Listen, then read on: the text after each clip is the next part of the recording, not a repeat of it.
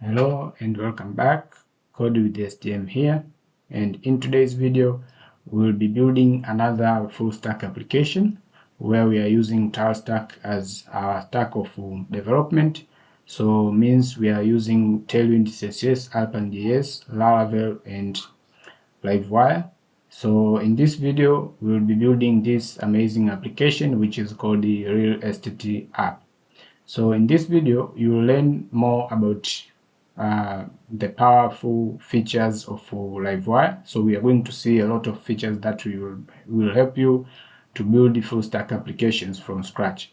So in this video, I'll be discussing more about Livewire, but on front end, which is this one, we've built it by using Tailstack, means Tailwind, CSS, Alpine.js, Laravel, and Livewire. But on backend, which is our admin panel, I've used the Filament PHP. So I'll be sharing with you a little about Filament PHP. So I'll show you just how to manage these properties that you see on this application here.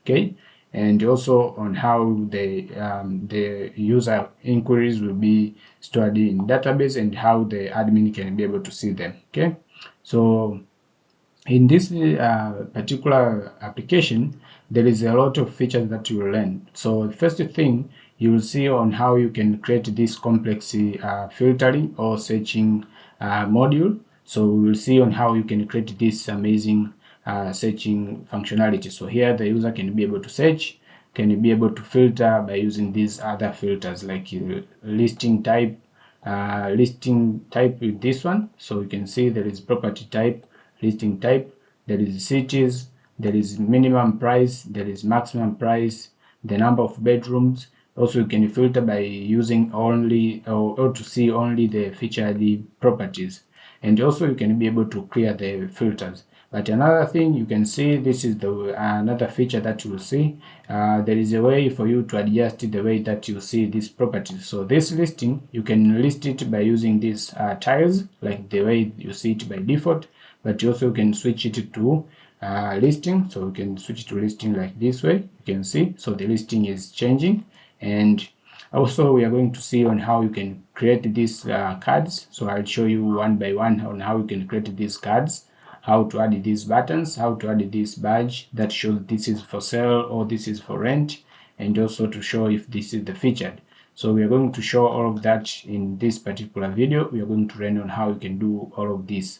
Okay, but also the other thing, that is this way of sorting your properties. So we are going to see on how you can sort your properties differently. For example, by default they are sorted by the newest, means the latest, but also you can sort them by using the price. You can see by using the price, you see, so it starts from the highest to the lowest. You can see. Also we are going to see on how you can upload the property images. So we are going to see on how you can upload more than one property image and how to manage them. Also on this sort, you can sort by using name and also the cities. And after that, we are going to see on how you can paginate these properties on this beautiful pagination, which is coming from Laravel. So that we are going to see on how to do that. But also down here you can see we have this beautiful footer. So you can see from this here, you can see there is a name of our application. You will see that some of the descriptions. So I've just make it specific to Tanzania, which is my country right now. But basically this is adjustable, so you can just change it to whatever that you like. So here the user can be able to place the social media links. Here there is the quick links, which actually will put the filters. So for example, if I say for rent, so you can see here the listing type will change to renting, and here you can see the listing has been updated. So here it is triggering the filtering of our listing. So also the user can be able to show the contact us or the contact details. Okay, but down here you can add those other pages or links that you want. So all of these we are going to learn them inside our particular video. So all of these features that you see on this particular application, basically I've just tried to create all of this so that to show you how Laravel and Livewire are very powerful, and they can help you to build anything that you want. So here we can clear the filters, you see. So the filter now has been cleared, and you can see the properties have been listed as default. Okay, but also the other thing that we are going to learn today is how to use the admin panel by using Filament PHP. So if I visit the admin side, so here you can see the application admin panel has been opened, and we are being redirected to the login page. As you can see here, this is our sign in page. So here is where we can be able to sign in. So let's try to sign in with this account.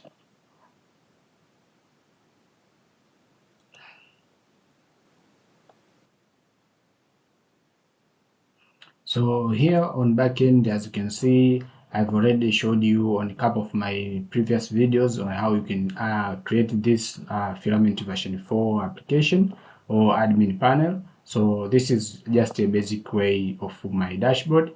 So I'll not do anything complex here. So I'll just show you how you are going to list the inquiries and also the properties of your real estate application.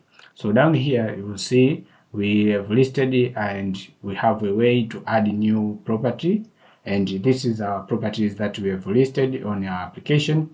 And as you can see right now, we have a total of 23 properties, but on our front end where the customers actually interact with the application, we have only seen like 16 of them. So why? Because on here I'm going to show you how you are going to use these properties. So we are going to show them accordingly to this feature. So we are going to check if the properties is active.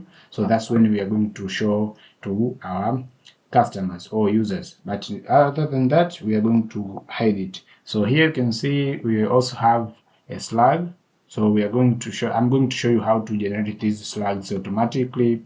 And there is more, like you see the titles, type, price, address, cities, and everything that you have seen on the front end there. You see the parking spaces, and there is other things that you have not seen from the front end. So for example, if I go to the front end, so let me duplicate this one. If I go back to the front end here,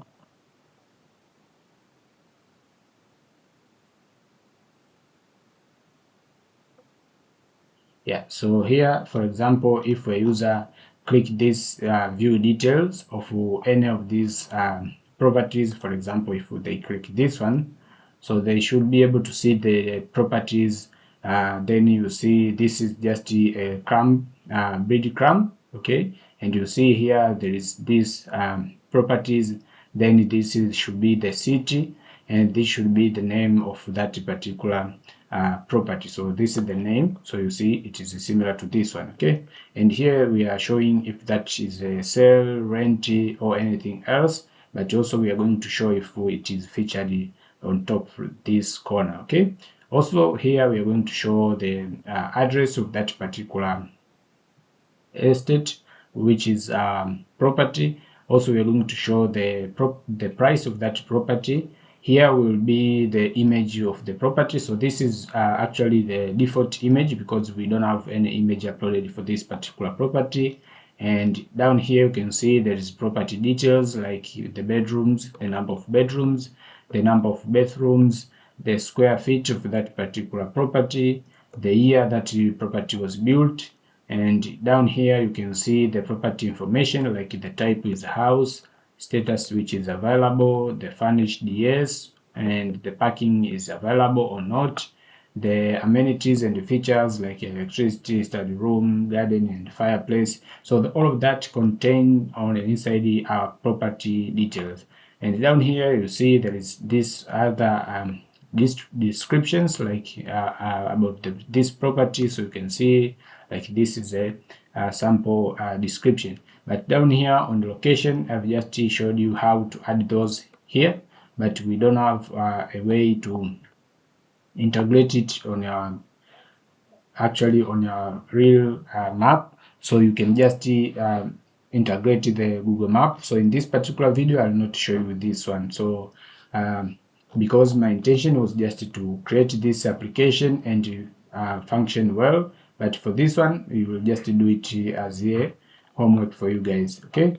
Other than that, we have this on our right side. We have this contact information, and this is the contact card, as you can see. So down here we have this property summary. As you can see, this is the ID of the property, the day, okay, like listed in 3 weeks ago. So this will show when that property was listed. Also, we have the type of that particular property, the city that it is found, and also the area of that particular, which will be the same as this one. Okay. Also, we have these quick actions, like we want to call the cell, I mean the one that is all the contact information of that particular property. So we have the way to call, send email, and to share that particular property. Also, we have a way to go back to the property listing, and here there is this contact information of that particular the guy that posted this particular property. Okay, so this is the phone number and this is an email.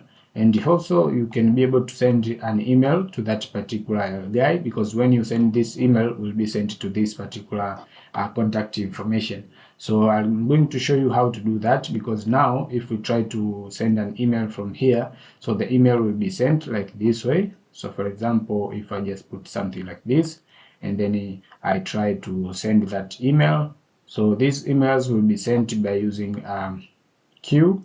So we are going to see on how we can use the queues in order to make sure that the longer properties or the longer tasks will be just queued, and then they will be executed as time goes on. Okay, so here you can see there is a message that the message was sent successful, and it says that we are going to get back to you within 24 hours. So that will be the simplest thing that we can do. So now let me just run my queue so that we can see that email on action. So let me send that. So PHP at some queue work, and from here we can be able to see that email that will be sent. So let me just open here.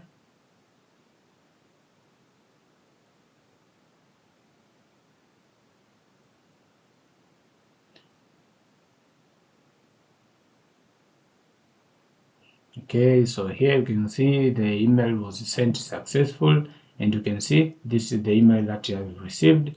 And if I open it, you can see it is on 0 minutes, means it has been received now. And here you can see the name of our application, you can see the new property inquiry, and here you can see you have received a new inquiry for this property, which is the name with this one. And you can see from this particular person the phone number, and this is the message. So you can see that was the message that was sent, and this was the IP address that he sent that particular email.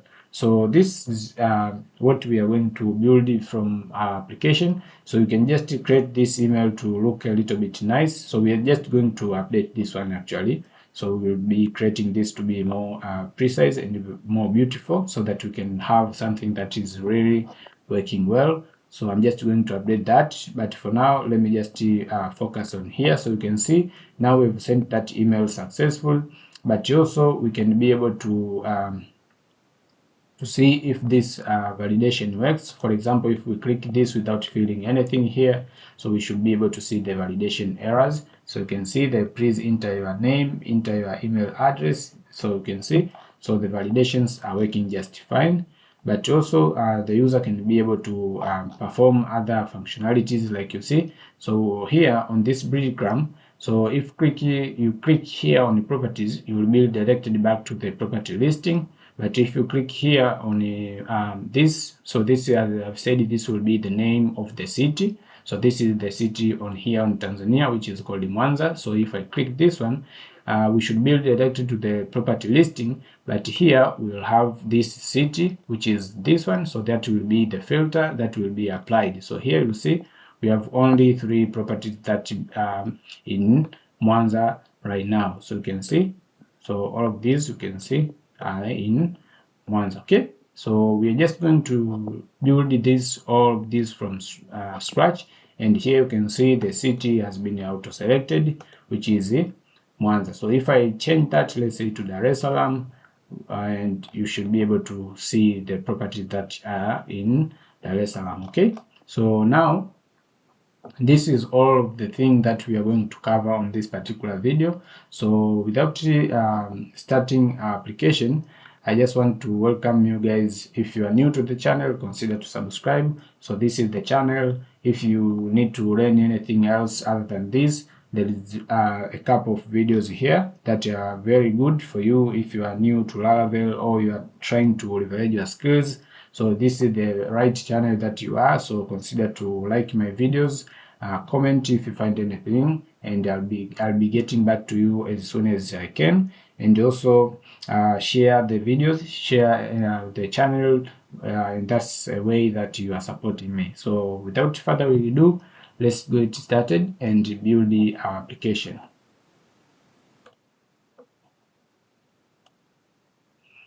So welcome to the second session of our particular video, and in this section is where we are going to start to build the application from scratch. So the first step will be to create a Laravel 12 application, which we are going to use Laravel HUD to build the application. But if you are not using Laravel HUD and you are using other development environment, you will just need to configure everything that you need and make sure that you are able to run your Laravel application. So here on Laravel HUD, if you're using Laravel HUD as me, so just go to the sites, and after visiting the sites, but before that, make sure that all of these services are on or they are running.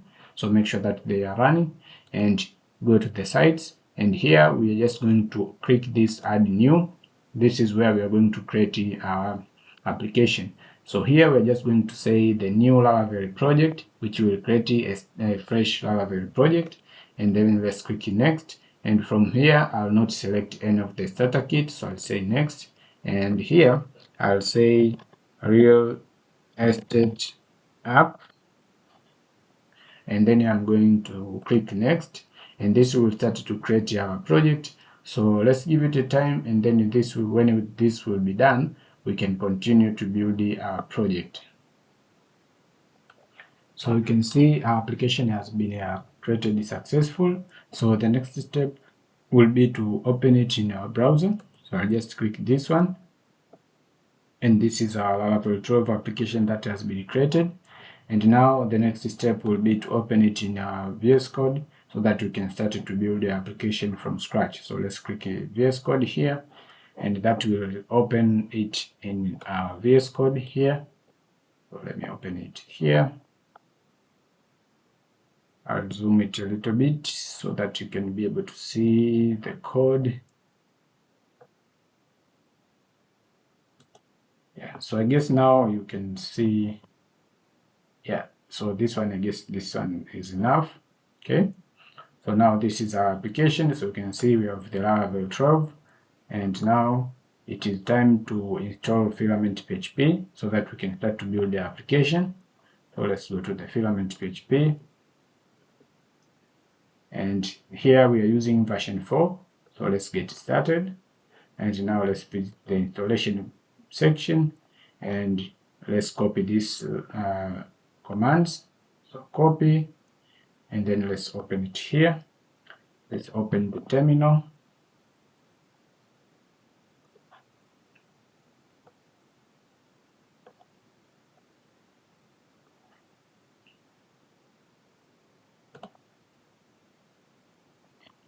Okay, after that, let's run them so that we can be able to install the filament panels. Okay, so this you can see it has been started to update the composer. So now let's see.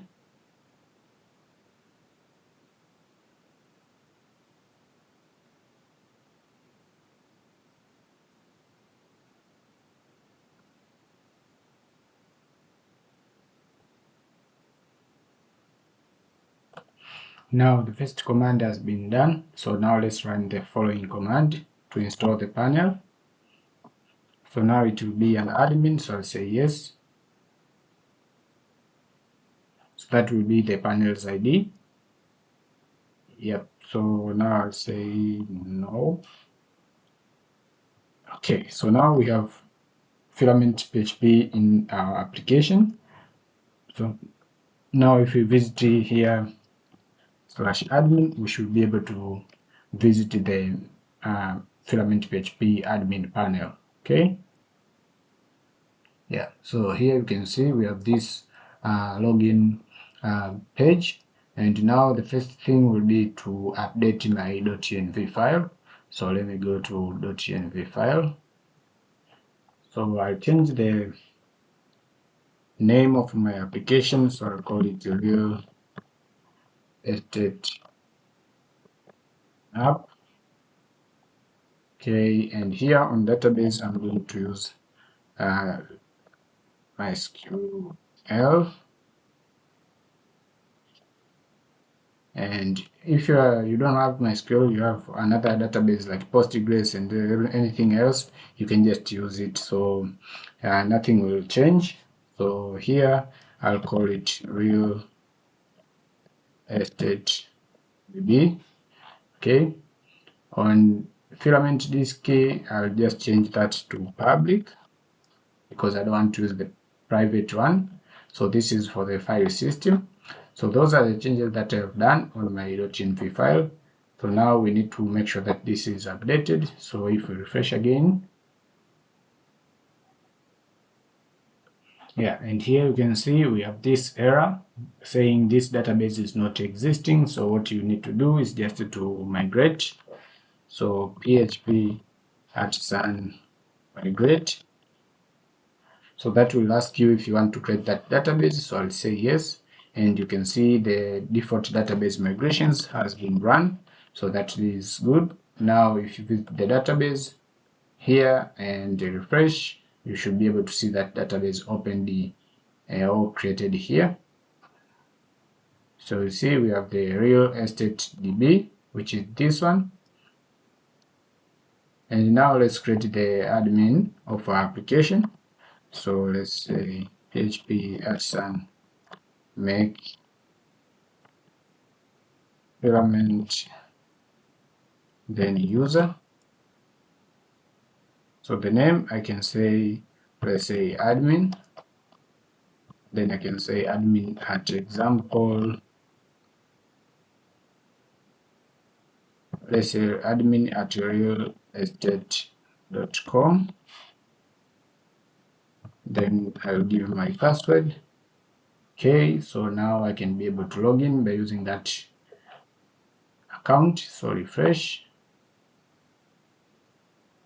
and here it is admin @realestate.com. Okay, now let's try to log in. Yeah, so here you can see we are on the dashboard of Filament PHP. So this will be the admin side of our application, and now let's start to create our first model so that we can be able to build the database side first, and then we are going to see on how we can integrate it to the backend, which is our admin panel using Filament PHP. And then after being able to create the first property, then is where we are going to start to build the front-end page, which is the listing page. Okay, so now let's start by building the models. So on models, we are just going to have two models. So the first one will be for the properties.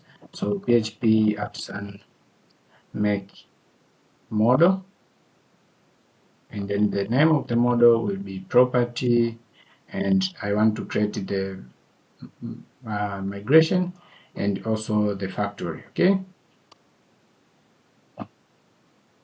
yeah, so that will create the model class, the factory class, and the table or migration file. Okay, actually the other model will be the inquiry or inquiry, so you can just call it the way you feel comfortable.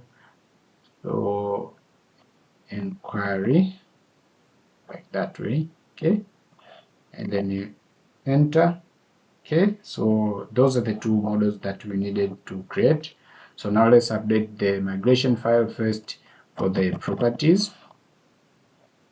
Okay, so this is our properties model, migration file. So what we are going to add is the following information. So we are going to have the basic information, where we are going to have the title, the description.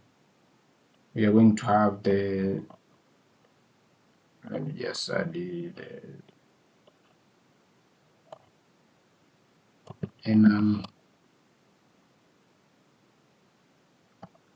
let me call it type, where we are going to have something like apartment. Let me just add some of the things. So we have apartment, house, condo, land, and also we have townhouse, we have villa. I'm trying to put something that I believe will be a better option to use.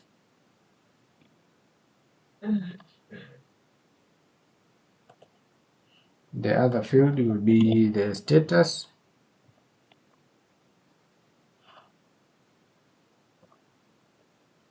So it should also be, so we have the available, sold, pending, let's say draft. You can have rented. Yeah, I guess those what we need to have. Okay, and then after that we need to have another field for, actually it should be starting from here, so that should be table, then enum listing type, which will be for sale and also for rent. Okay, so we have the listing type and we have the property type, which is apartment, house, condo, land, townhouse, villa, and also commercial. Okay, so those was for the basic informations. So for the other fields, I'll be pasting them to quickly build the application. So I'll just paste some of the things. So for the pricing, this will be for the pricing. We are going to have the decimal field, which will be the price, which will be the price of this particular property. And then we are going to have the price for the per square feet. So the price for the per square feet. So that will be for the, if you are selling the land, okay? So that will be helpful if you are selling the land, okay? So that will be used there, okay? So for the location, which will contain the address, the latitude and longitudes, we're just going to have the following fields. So the first one will store the address, which will be a string.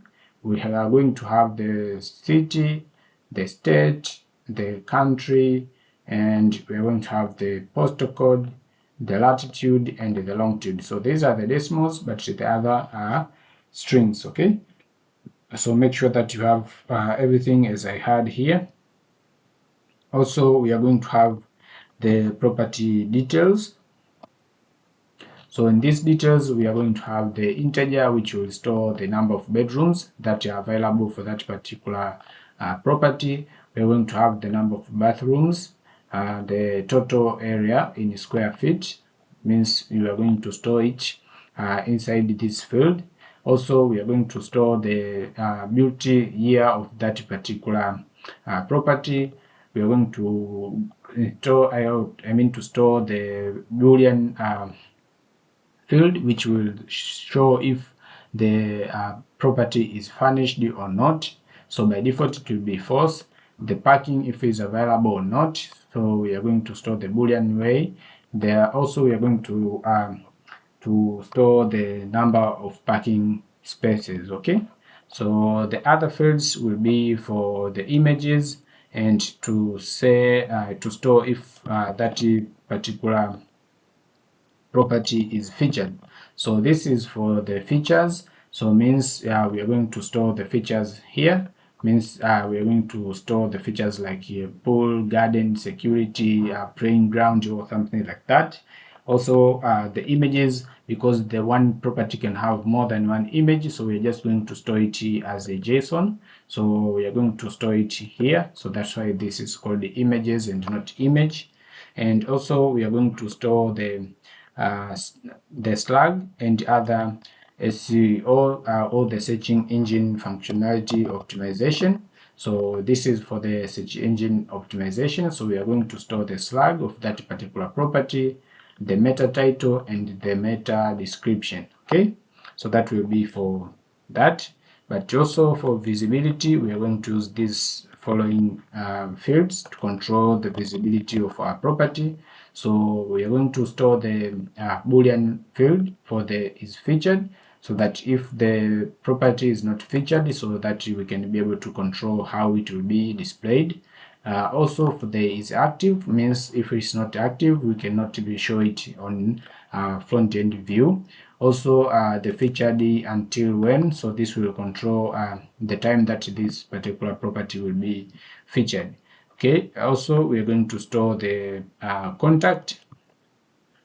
Okay, so we're going to store the contact information of the user that has posted that particular property. So this will be the contact name, the phone number, and also the the email of that particular contact person. Okay, also for the optimization of our database, we are going to have the following indexes.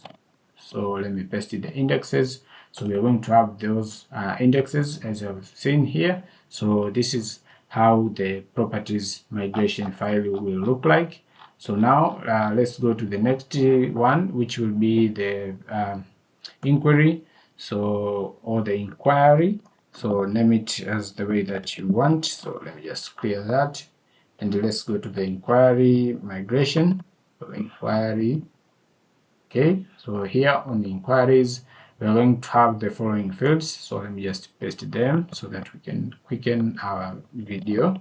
Okay, so here you can see we have the property ID, means that the inquiry will be having the foreign key that is belonging to this table of properties. So that will be the property ID, which is constrained to that particular table. Okay, then we are going to have the name, the email, the phone number of the customer that has sent the inquiry, the message that they have sent, and also the IP address and their user agent. So these two are just the additional features that you can add, because later on you can create, let's say, a comprehensive analytics report that can show you like the user agent that your customers use, something like that. If you want to get the other more details, like you can use the IP addresses if you want. Okay, so for now we have the database correctly. So the step that you need to do is just to run the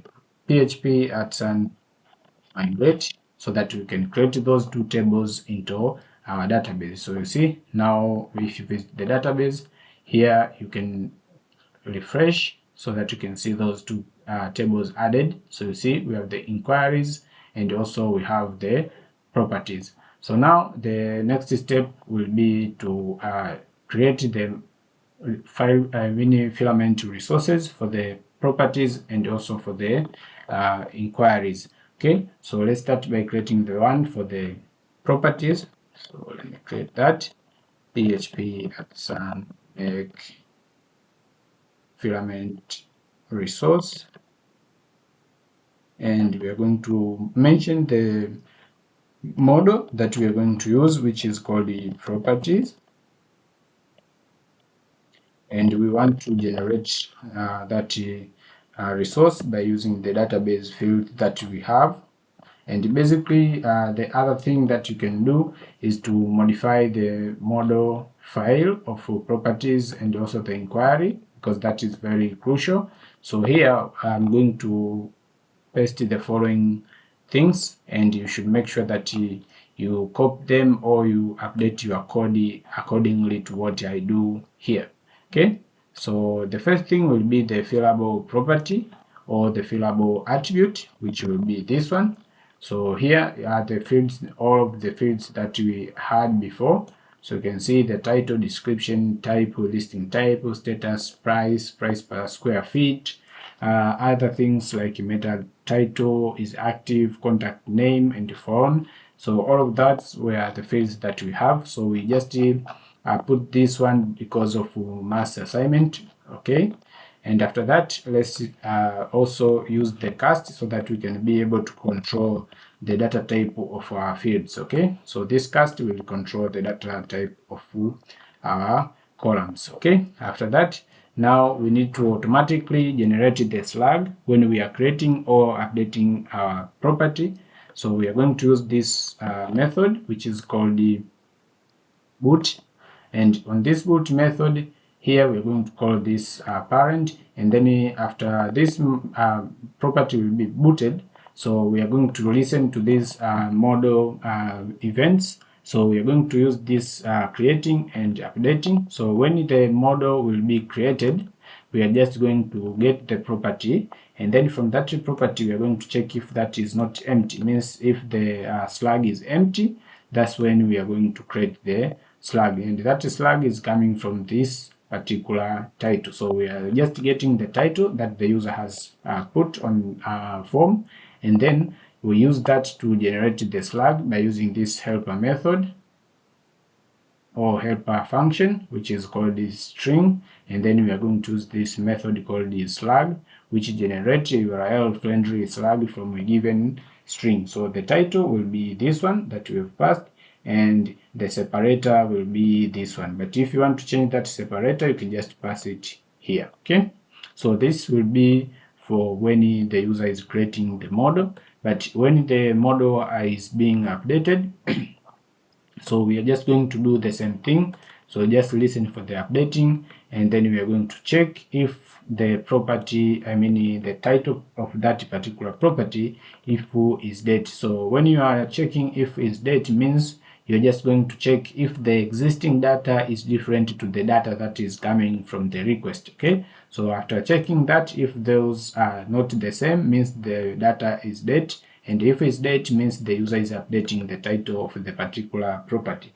So if they are updating, means we need to regenerate the slug of our property, okay? So that will be the function that is very crucial that you should add so that we can be able to control the slug for good visibility, okay? So also now for the route binding, instead of showing the IDs of the properties, we are just going to use this method, which will be helping us to bind our model by using the slug, okay? So we're just going to bind it instead of like what I'm explaining here is like if you want to, let's say, to visit, let's say, property, let's say you want to go to edit, let's say property. So instead of passing one means to bind the ID of that particular property, so it will be like property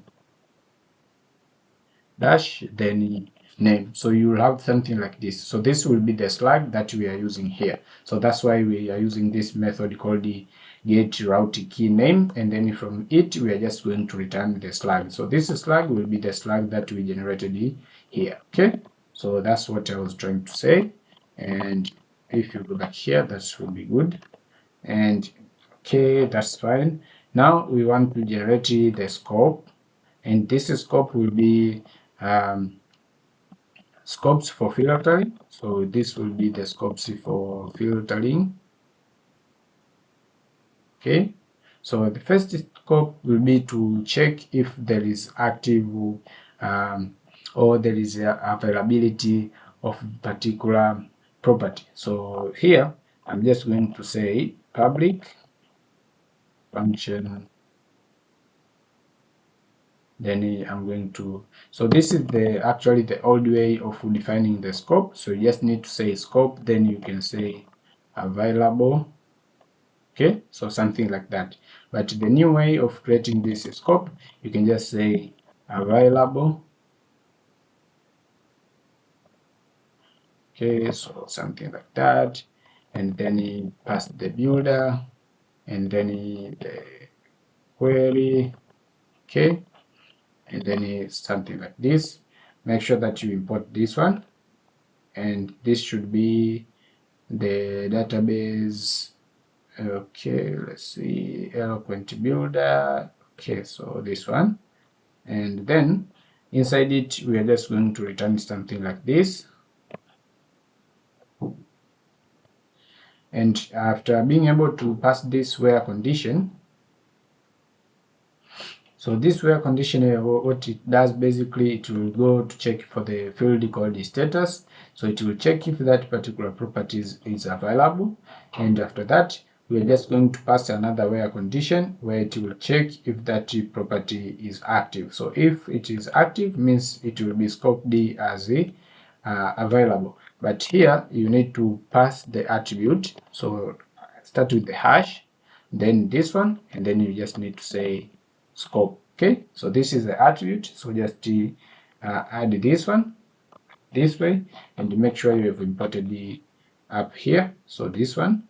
Okay, so after you have imported that one, means now you can be able to create other scopes by using this particular way. Okay, so the other scope that we are going to define is the scope for the cell.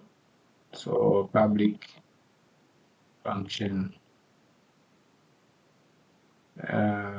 for cell.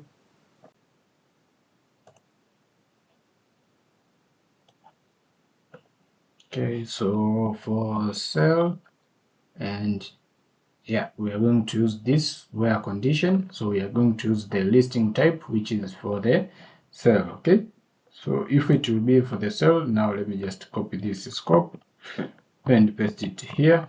Okay, so after that, now let's get to another one for the rent. Okay, and after that, now let's create another one for the featured. So for the featured, it will be like this way.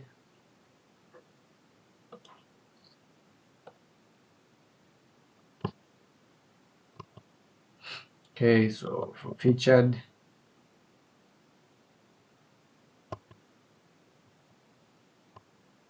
okay, because we have this featured until, so that will be good. So let me just use that.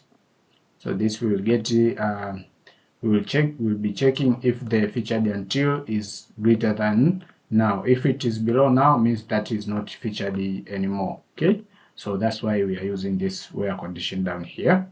And if you don't remember, we have this field on our database defined so that it can check if that is featured until when. Okay, after that, then we are going to scope for the properties that are in certain city. Okay, so let me just say scope, and then we are going to have public function in city. Okay, and then we are going to pass the city there. But what we are going to do here, instead of searching for the exactly field, so let me just use the like, because the user can pass something that is different from what we have on database. So it will be a good way or a good thing to check for the like, because I guess that will be a good idea. So let me just use something like this. So let's use this way. Okay, yeah, so that way. So when you use this and this, so this percentages symbols, if you put it on front and don't put here, means you will be checking for the first characters if they match with the one that you are searching. But if you put here and here, means you are checking for the whole text. So you just match this text to the text that is coming from here. Okay, so that's the usability of those percentage types. So here also we are going to have another scope. So this will be for the price. Okay, So for the price between something, so we're just going to check for the minimum and maximum property. So here I guess you can be able also to type hint, so you can just say this should be a string, okay? And here let's say we are going to have a public function price between, okay? So we are going to have the minimum and maximum, and also we are going to have the where between, and then with the price should be between those two values, the minimum and the maximum. That will be another scope. Also we are going to have another scope which will be for the by type. So we are going to have the public function by type, okay? So you can just type hint this one to be a string, okay? And then that will be good. And we have another scope. So this will be with bedroom. So basically we are just going to see if the property have even at least one bedroom. So we're just going to say with bedrooms, okay? So we're just going to check the number of bedrooms if they are greater than or equal to the number of bedrooms that we have passed here, okay? So this is called the local scope, but the one which accepts the parameters, okay? And then we are going to define some of the accessor method. So the accessor method means they are going to help you, let's say, to access some of the data that you want. So accessor methods, okay? And down here, we are going to get the following. So I'm just going to paste some of the functions that I have already prepared for you guys. Okay, so here I'll paste. So the first one will be for get formatted price attribute. So this will be the price that you are going to get. So this will be formatted, and here you can see I'm passing the currency of Tanzania. So this you can see is Tanzania shillings, and you can see I format it to here, and you can see I don't put any decimal places. Also I get the full address attribute. So means we are going to combine the address, the city, state, and the country that the user has passed, and then you are going to get the full address attribute. Also, we are going to get the main image. So we are just going to return the images, and then from that images we are going to get the first image on that array. So just count, and if the count is greater than 0, so you just get the first image that is on the first or on the first index.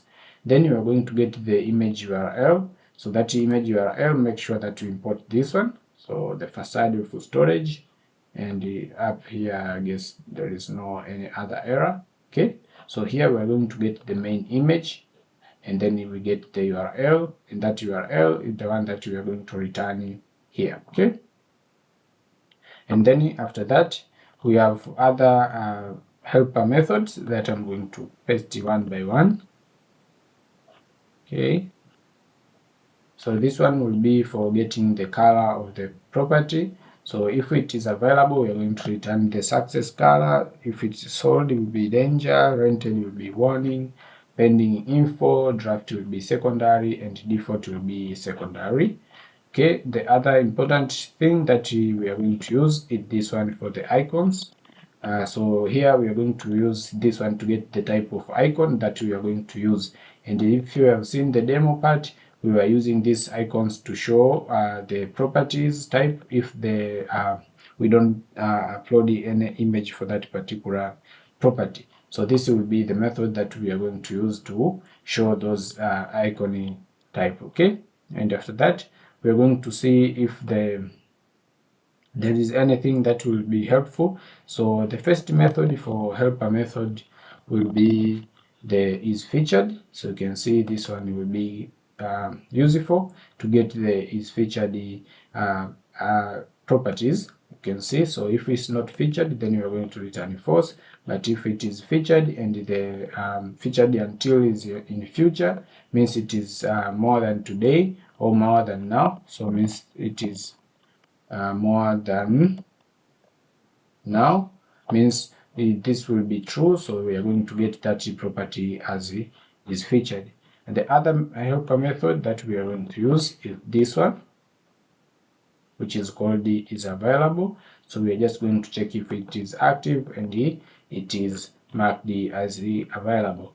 The other thing, we are going to use the following method, which is called the calculate price per square feet. So this is actually, we're just going to get the total area that is stored in our database, and we are going to check if it is greater than 0. And if it is greater than 0, means the price per square feet, you need to take the whole price that you have and divide by the total area. Okay, so that total area means will be the square feet, so that will be the price per square feet, so per 1 feet. Okay, and after that we are just going to add this following method, which will be helpful for adding the is featured. So like this one, you can see, so this is add features, so this will be the feature that you're going to add to the particular property. And as you remember, the features that we are discussing here are the features like features and amenities, like gardens, you see, so the gardens, like playgrounds, okay, yeah, something like pool, gym, and something like that. So those will be the features that we are going to use that method to add them. Also, we are going to use the following method to remove any of those features if you want. So this will be for removing it, and as you can read it, it is stored in an array. So this will arrays, you can see that's how we do it. Okay, and after that we are going to have this method that will be helpful to check if the property has those features. So if they have, it will return those features, but if it doesn't, it will return an empty array. Okay, so this the following will be the static method for common queries. Okay, so this will be for common queries. Okay, so we have the get property types, so these will be the types that we have. We'll be having this method called the get listing types, so for the sale and for the rent. Then we are going to have the last one, which will be for getting the statuses. Okay, so this one will be for returning the statuses. So the draft, you have available, pending, sold, and rented. Okay, so after that, now let's update the inquiry model. So the inquiry model will be easier, so because this does not have a lot of things. So we're just going to have the fillable property, which is our attribute for mass assignment, and then we are going to have the property ID, name, email, phone, message, IP address, and user agent. Then for the property will be belongs to the property model. So import this one. Okay, so make sure you've imported that one, and then now we should be able to continue with our application. So now let me just go back to the terminal and let's rerun this command. So let's click enter, and here we are going to pass the title, because the title will be used for global search on your on your admin panel. So here we need to have the view page for our property, and then this model will, filament resource will be generated, and then now let's generate the one for the inquiry. Okay, now generate. And on inquiry, I can just leave it that way, and I don't want to see the view, so that's good. And now let's visit the application, and now let's refresh. Yeah, and here you can see we have two new models, or migration files, the resources of Filament PHP. And here you can see we have the way to visit the properties, and if you click that one, you should be redirected to the properties listing. Okay, so here we have the fields, all that we are required, and they are generated automatically from the database. So all of the columns will be here automatically. So what I'll do, because this looks a little bit messy, so all of these fields to be shown here, it will be a bit problem. So what I'll do, I'll just show the important fields, and the other ones are hidden, will be hidden automatically here. So if user want to add, they can add from here. So what we're going to do is just to add some toggling functionality. So let's go to the property table. Okay, so here you can see we have all the fields all the way up to here. So I'm going to use this function, which is called the toggable, and it should be is toggled hidden by default, and it should be true. Okay, so what we're going to do is just to hide some of the fields. So for example, this is flag, this metadata. Okay,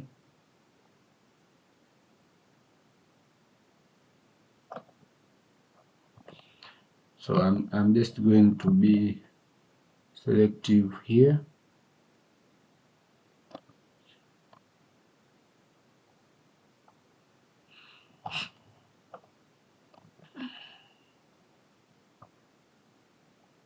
And actually I can just leave that city.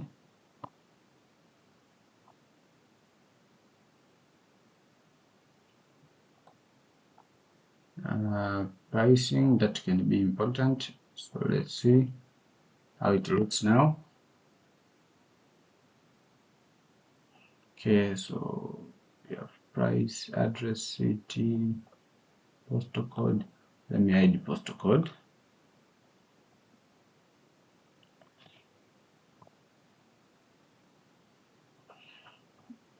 Okay, and then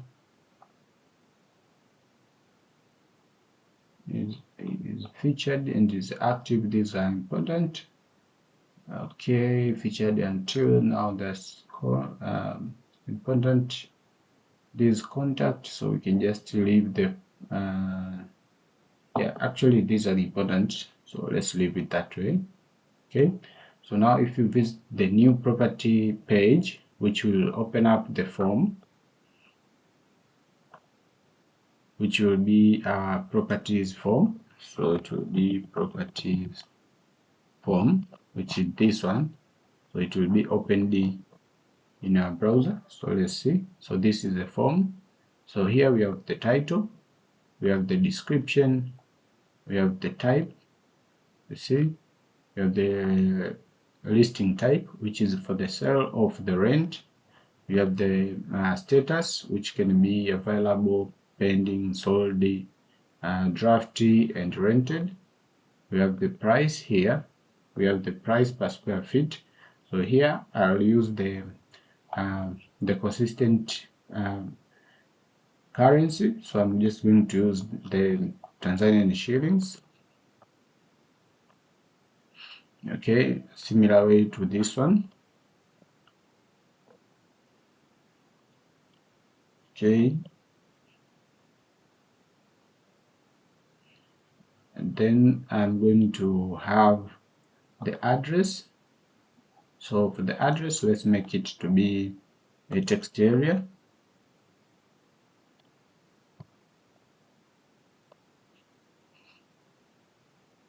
Okay, now refresh. Yeah, so this is the text area. We have the city, state, and country. So by default, for now, the users were supposed to fill this data. Yeah, so on this city, state, and country, if you want to have the selective, you can just implement the dependent drop downs. So you can just implement a way that when you select a country, then you will see the city, then you will see the state. So it will be going like that. But for now, we will be filling these fields manually. And then we have the postal code, the latitude and the longitude. We have the bedrooms, the number of bedrooms, the number of bathrooms, the total area. Then on the total area, so this, because it is in square feet, so here is a good idea to show that. So let me just add that by using this prefix. So in total area, I'm going to say square feet. Okay, which is this one. And here we have if this is furnished, and the parking, if there is the parking availability. Here we have the built-in, the built here. We have the parking spaces. So this will be the number of parking spaces, and this should only be visible if this one is available. So what we can do, we can just control these two. So what you can do, so let's just go here, and we are just going to use this one. So if this toggle will change, so means we are supposed to update these parking spaces to be visible or not to be visible. Okay, so here we are just going to do the following. On parking field, we are going to make it be live. Means when you change something here, so this field will be reactive or will be live. And when it will be reactive, means we are just going to update the state of these parking spaces. So here we're just going to say visible. Okay, yeah, so something like this. So you can use this way of using the callable, or you can just use the get helper method. So this one, import it, and it will be like that one. Okay, so here you can just say this should be a boolean. Okay, so this is an arrow function, and make sure that you do something like this. So means this will be hidden automatic, and it will be only visible if the parking is too good. Okay, so now if I go back here and refresh, yeah, so you can see the field of number of parking spaces has been hidden, and when I'll change this one, see the field is shown. And if I untoggle, you see the field is disappearing. Okay, so that's how easy you can just control that. And here we have the field for image. Okay, so here what we are going to do is just to update these images and make it to be able to upload an image, basically images. So we're just going to say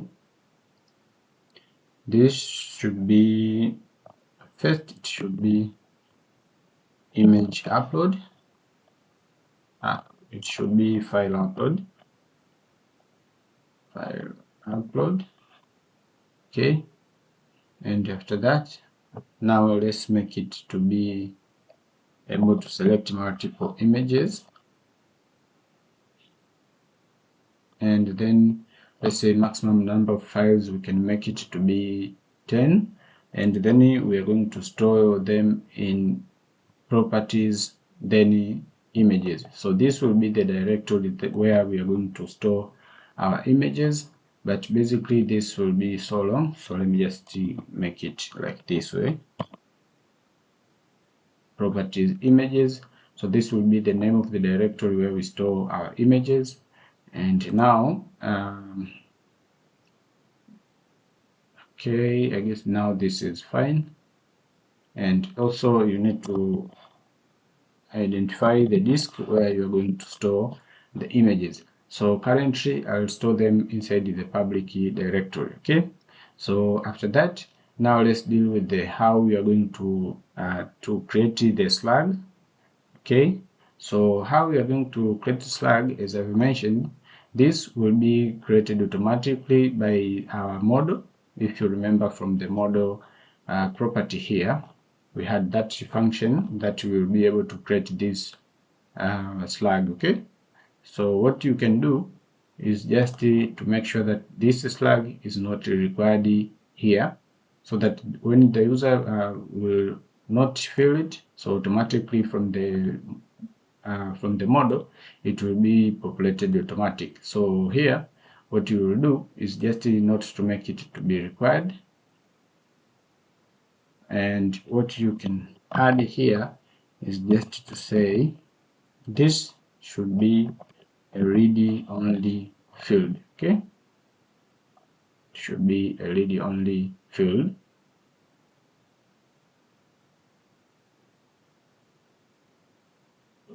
Yeah, so it will be like this one. And for the images, now you will be able to select images. So on features, let's update it a little. So on features here, we are just going to use the tags input, okay, and after that we are just going to have a helper method here, helper text, okay, like that one, which I guess will be very helpful. So now if you go back here and refresh,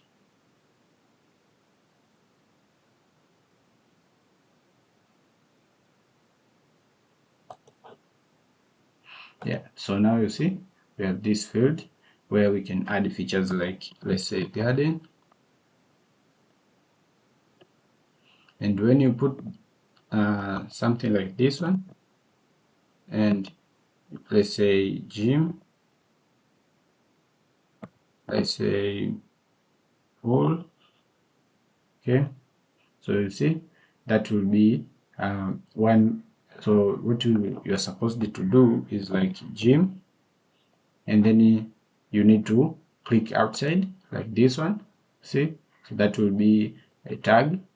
Okay, so just say gym and then click outside, you see, so that will be the first tag. So you can say pool. Yeah, so that's how easy you can just do that. Okay, so after that, now here we have the is featured, and we have this featured until. So I want to control this one the way we used this for packing. So what I'll do, I'll just do the same thing like this one. So is featured, this one should be 5, and then for the featured until, this one, so we're just going to make it to depend on this one. Okay, so it will get the state from this one. So if I refresh,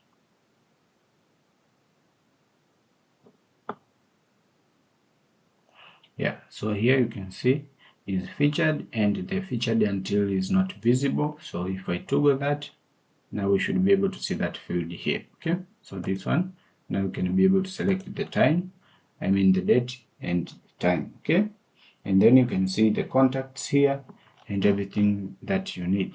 So what I can do now is just to show you how you can let's say just organize this form by using the layout. So I'm just going to use the grids and show you how to group these fields so that we can be able to show it in a very systematic way. Okay, so what I'm going to do is just to update our form a little bit. So here I'm going to use a section. So this will be coming from the basically from schema, and then we are going to have make here, and then we are going to say basic information, and you make sure that you close it.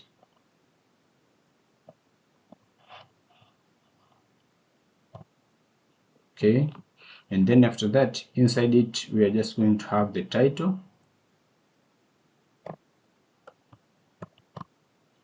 and we are going to have the slug,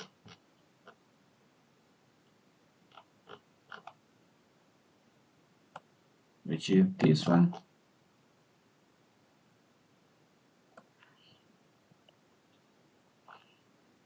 and then for the description, let's leave it outside.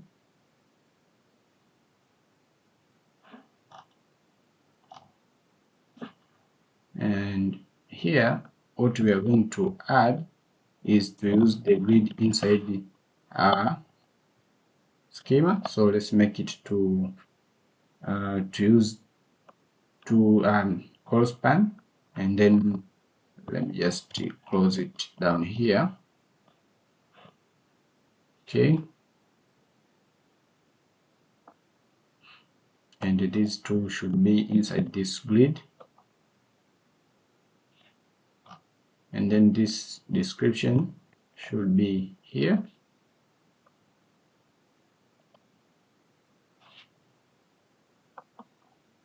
Okay, because I want this one to take up all the two span.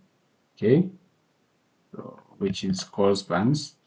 And now let me add another grid down here. So we are going to have another grid,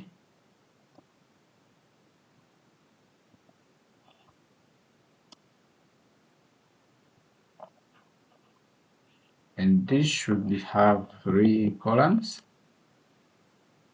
and inside those 3 columns we're going to have the type of properties,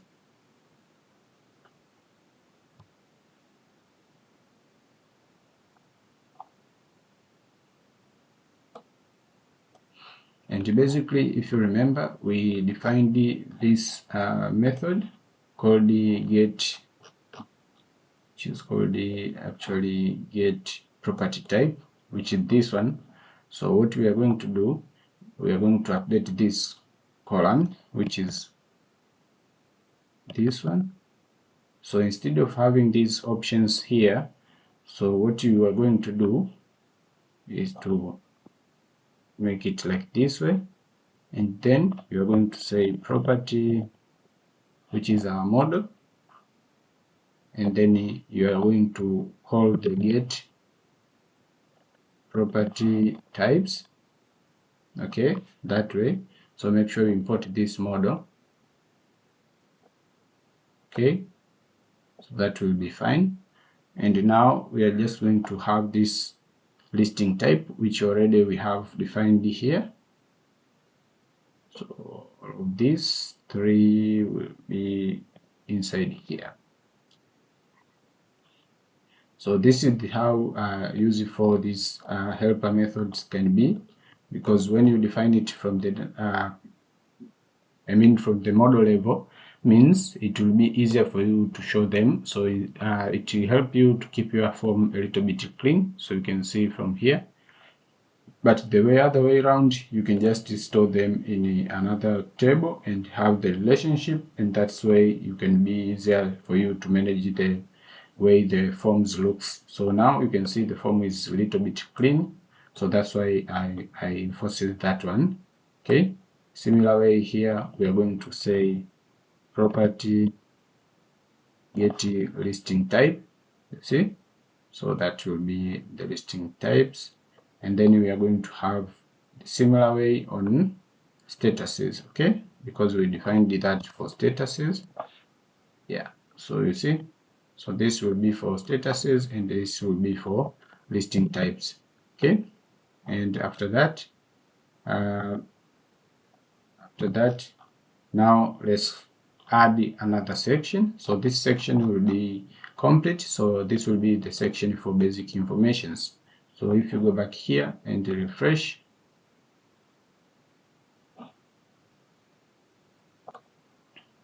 Yeah, so you see, so this is the this will be the section. But what I'm going to do, I'm just going to make it this full section to be to use the full column width. So the column width, so here I'm just going to say column span, then full, and then if I go back and refresh, now it should take up to here. See, so here you can see these are the basic informations. So we have the title and the slug, and then we have the description, and here you can see we have these two these three, but also I'm going to make them all of these to use the full column. So they are going to use the full column span. So let me just copy this one and update this grid similar way to this one. Okay, now if I go back into refresh, yeah, so now it looks good. So you see here, this one takes 2, this one takes full, and this one takes 3. So here you can see the types, you can see the listing type, and you have the statuses. Okay, so that's cool. Now let's go to the second section where we are going to define the pricing.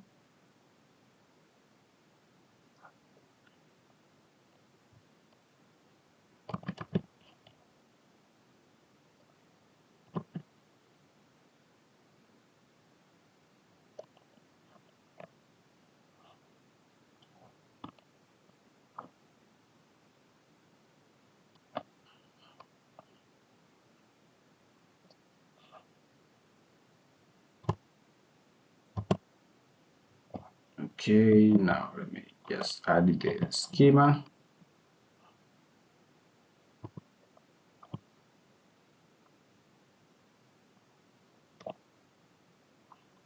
So that way, and then we are going to have the grid of 2, and then inside that grid we are going to define the price and the price per square feet.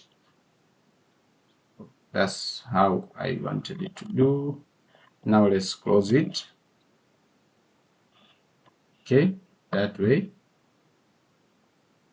Let me close that, and now if I go back and refresh, now we should be able to see the pricing in the separate section, as you can see. So the pricing, you can see set the pricing details for the property, and here the user can be able to define the pricing. So this is actually explained well here in schemas, and you can see the layout. So when you visit this Filament PHP documentation and you see this grid, so this is the way that you are supposed to use it. Okay, but the alternative to that, you can use the flex. So I'll just stick to grid because I guess this gives me what I want. And let me remove these fields because already we have them on our section. So let me remove them here. Okay, and now let's create another section which will be for the location.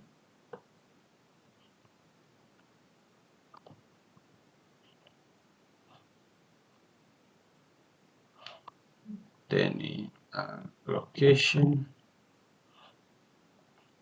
Okay,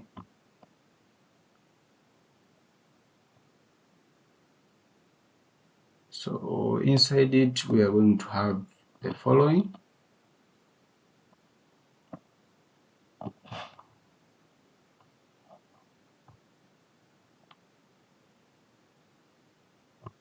So we are going to have that grid, and then we are going to pass the country, state, city, and the postal code, and also for the latitude and the longitude, which I guess those we can put them inside another grid. So just say something like this, and we can define another grid. So we are going to have the longitude and the latitude.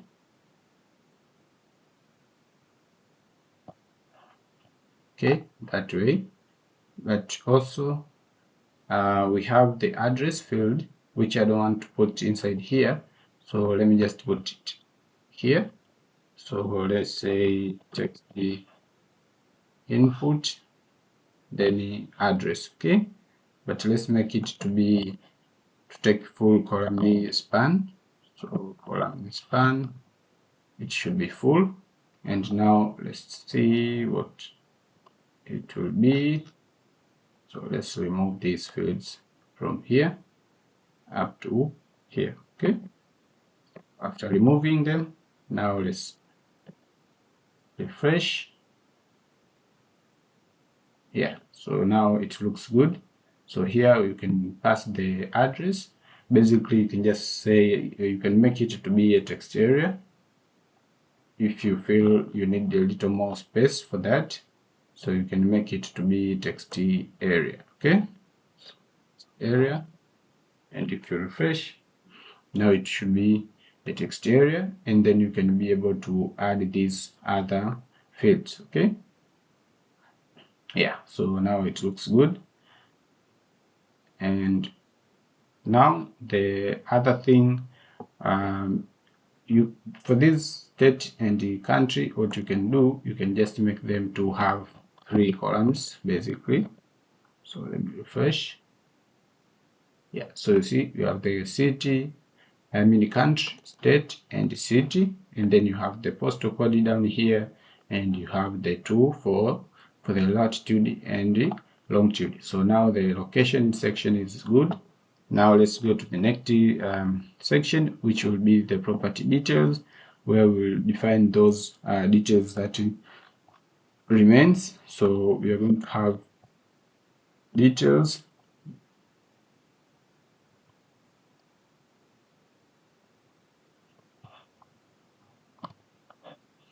Okay, so on this section, we're just going to have grid,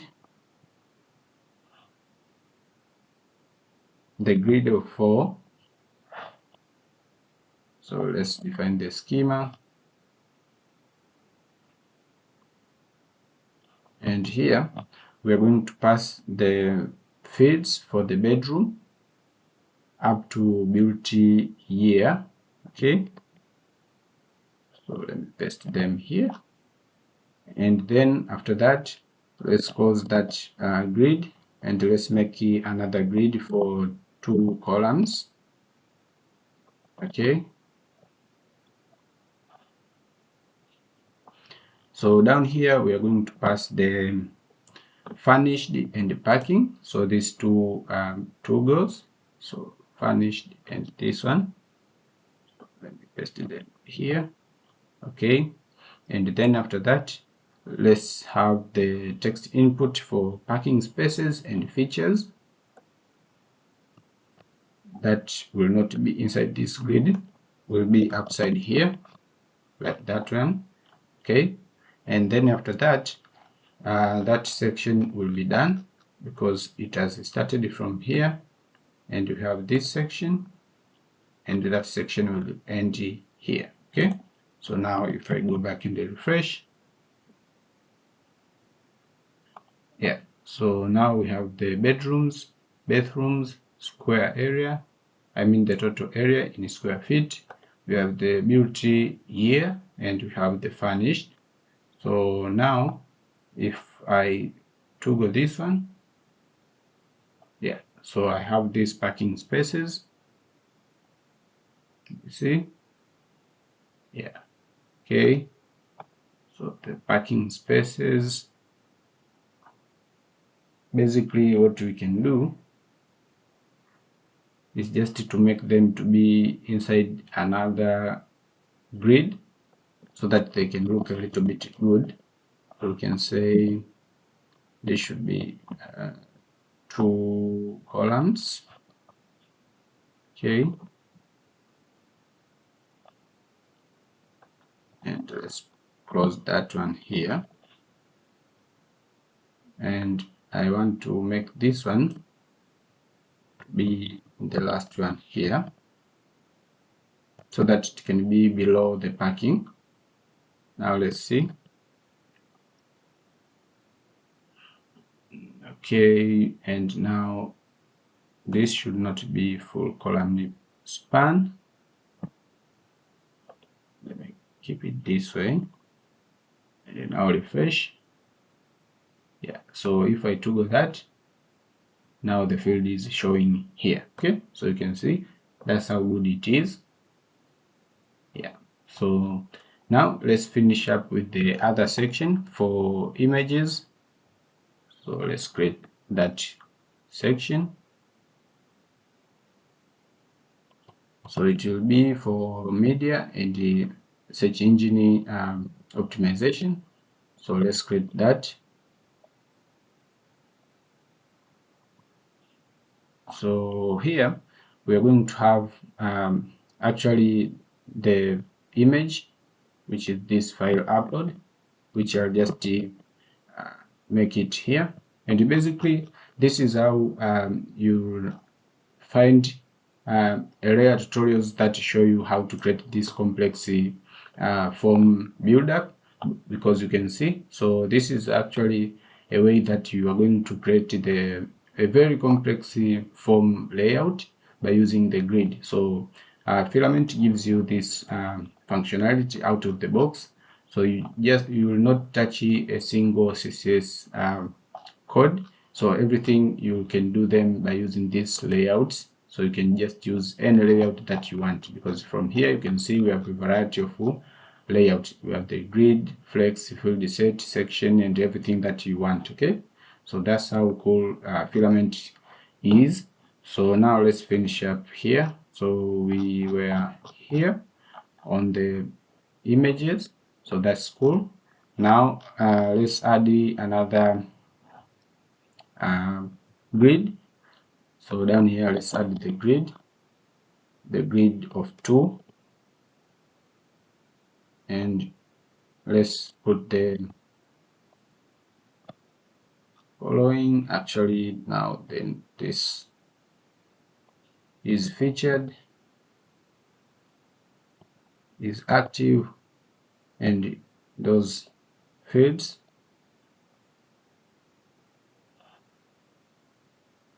And we are going to have another section for the contact. So for now we can just close this one.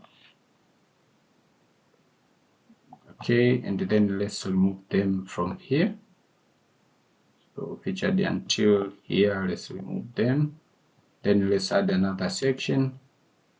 Okay, and that section will end up to here. Okay, so here you can just say columns, let's say 2. Yeah, and now let's try to refresh. Yeah, so we have the media, which you upload the image, and you have the meta and also the meta description. We have the is featured and is active. So when you click this one, you should be able to see the field for featured until, and we have the is active and something like that. So here on is active, I want to make the default to be active. So default to be active, like this way. Yeah, so that it will be checked automatically.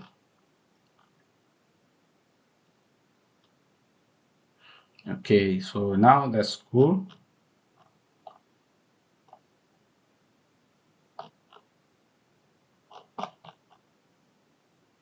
Yeah, so I guess now everything looks as we expected. So this is a read-only field, and now we can be able to test our form. So now let's try to use the form filler to add details, just effect details.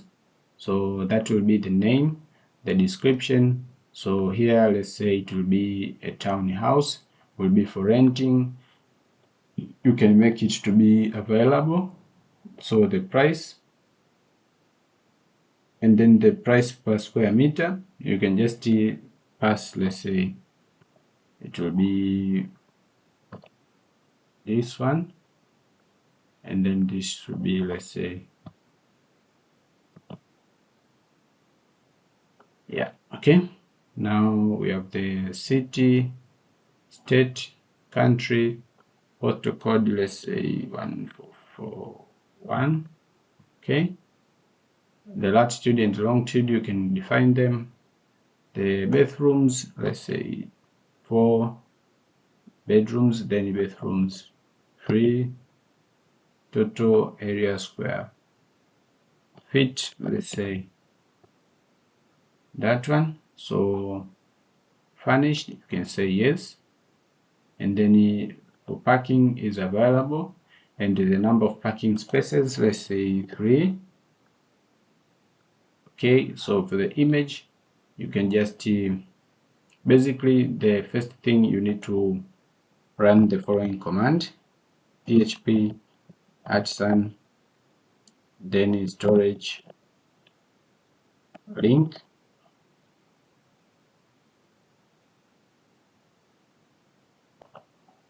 So here you can see we have created the public, so we have created a symlink.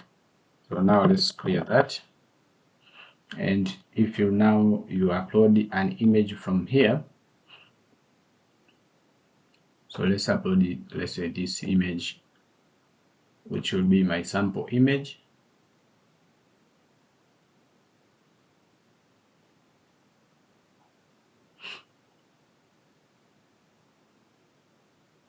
Yeah, so you can see now it is complete, so upload it complete.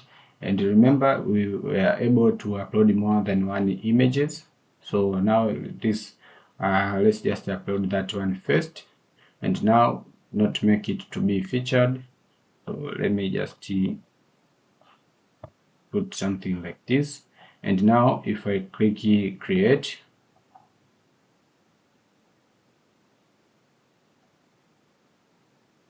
okay, now let's see how it will respond.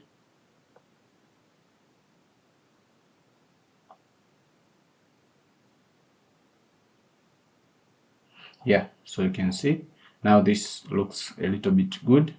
You can see we have been redirected to the view page of this application, and you can see here we have this slug of our application, or I mean of our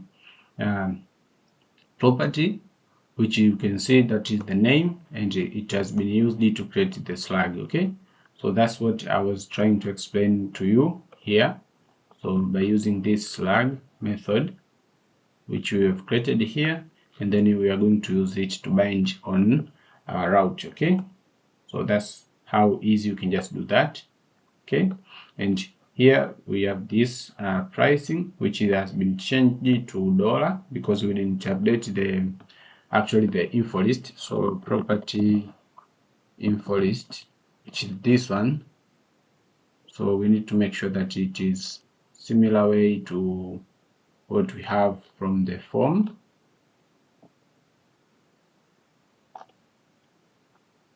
For the pricing, so let's use this one.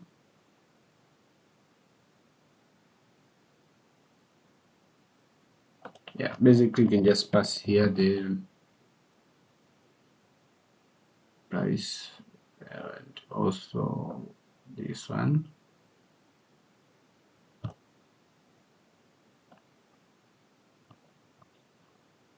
Okay, now let's refresh. Yeah, so you can see it is in Tanzanian shillings, similar way to this one. Okay, so for the image, now let's add the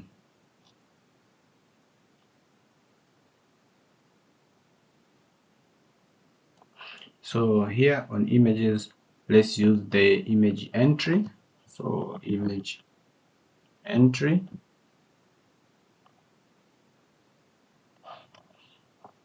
Now we should be able to see the image on our browser, and now refresh, because now it was just showing you the URL. So now refresh.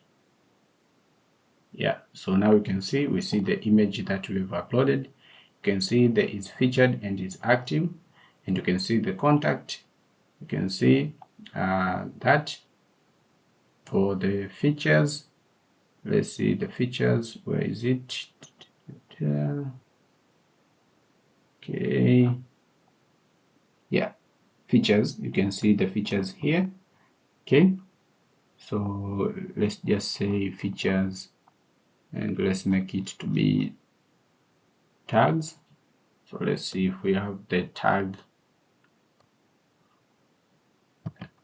entry. I guess that is not available. Yeah, that is not available. Yeah, we don't have something for the tags, so let's just leave it that way. But what you can do, you can just make them to be badges. Okay, yeah, something like this. But also you can edit this property, you see. So this is a property, so you can just update it. Basically, you can upload another image. Let's say you want to upload another image for it, you can just upload it like this way. So you can see this is how they will be added. But you can change that if you want to, let's say to reorder them. So you can say the layout, let's say you can just change the layout on how they look on form. So you can just have to update that form here. So you can say panel layout and to be grid. Okay, so the layout of these images to be in grid, so it means they will be in tiles. So now that's good, and if you save,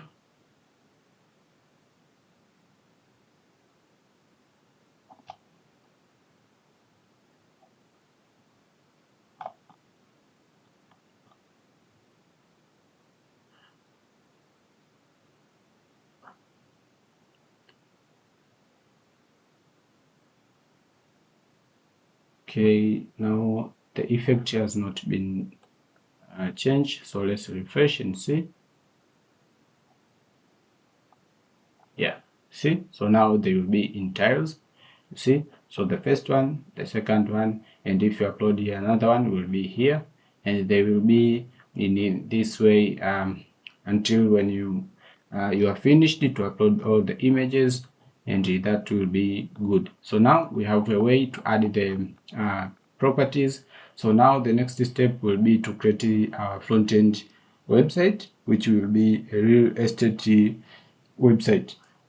So let me welcome you again, or to subscribe to my channel. For those who are new, consider to subscribe, comment if you find anything that is not working, or if you want to say anything, just drop your comment.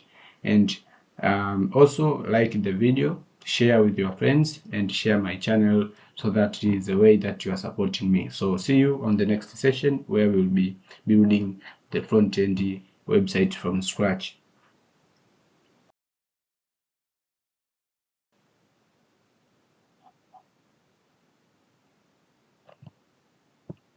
Alright, so welcome to the second episode of this video, and in this video we'll be building a front-end side of our project, or the website of our application, which was a real estate application. So in this video I'll start by updating one of the things, because currently this is what we have. We just generated this admin panel, and we have these two resources for on Filament, which the admin will use to manage the properties and to manage the inquiries. So here, as you can see, to create a new property, it will be a tiresome task. So as you can see, we have a lot of things that we need to fill it. So what I decided is to show you how you can create a comprehensive and a complete factory, and then we can just use that to generate dummy data, so that we can be able to generate some of the dummy data that will be like an example, so that we can test it on our front-end side or the website side.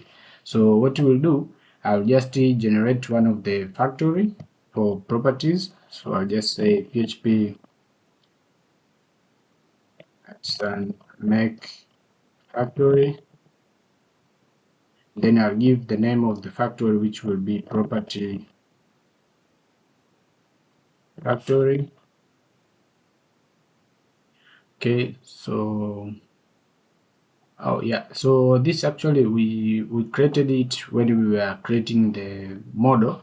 So if you didn't do that, you should be able to create it by using this way. But currently already we have it. So navigate to the databases, then you can see on factories already we have created the tool. So this one will be for property. So this is the one that we are going to update it. So what you can do here, the first thing will be to create some of the functions that will be helpful for generating our data. So what I'll do, I'll be pasting some of the code and then I will be explaining them one by one, and then after that we will see at the end how they generate the dummy data. Okay, so the first code that I'll paste will be the following. So I'll paste it up here. Okay, so what I'm doing here, you can see we have this thing called the type, and as you can see here we are using this faker. As you know, this is used for generating dummy data, and it is generated actually it is included automatic in Laravel development. As you can see here, it is only required when you are doing the development. So this faker is the one that we are using to generate these fake datas or dummy datas. Okay, so this faker will allow you to access this helper method, which is called the random element, and basically it has a lot of functions. You can see that the function, but you can see here we have a lot of functions. Like if you type name, you see these are the methods that you can access from this faker. Okay, so that is concerning with the name, but you can have the one for city, you can see. So these all are found from this one. So if you want to generate, let's say, a credit card number, all these will be the fake details. Okay, so those are just the functions that you can use, but for now we need to use the random element, which actually accept an array. So you can see it accepts an array. That's why here you see we have the array of the type of property that we have. So this is just defining the type of property, and we have passed the type of properties as we have on our model, as you can see, or on our migration. So from the migration on type of this, you see we have this apartment. So let me just put it side by side so that we can be able to see if there is anything that is different. Okay, so here you see, so let me go this one, yeah, that way. So here we have the house, and from here we have the house, apartment, the apartment is right there. We have the condo now is here. We have the townhouse is here. We have the land, which is right here. We have the villa, and which is this one.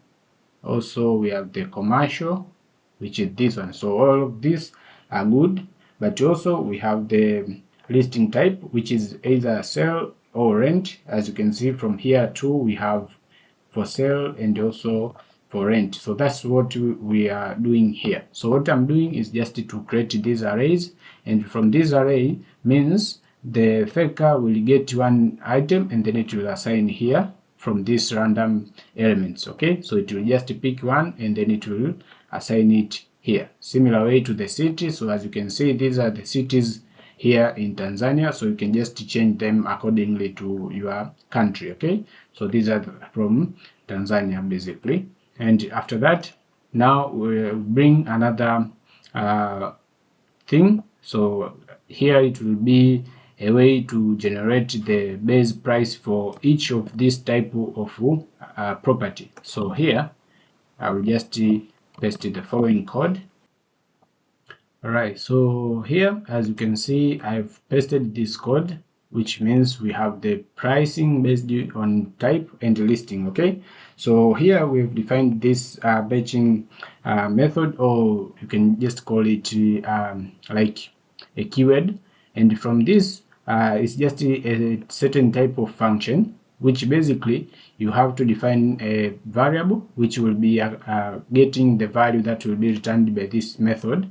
So this method or function, what it does, it accepts a parameter, and then it will be just checking that parameter against this first, or we just call it the index of these values. So it will check this one against this one, and after that, if they match, it will return the value that is coming from the right side of this expression, as you can see. So if let's say the type is house, and here it matches with this one, so means the price will be get from this one to this one. Okay, and then the value that will be generated from here will be returned to this base price, and then that base price is the one that we are going to use down here. So we are just going to say rent prices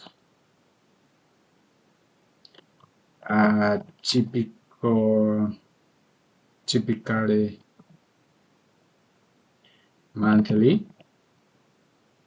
Okay, so if they are monthly, so means we are just going to use the following method.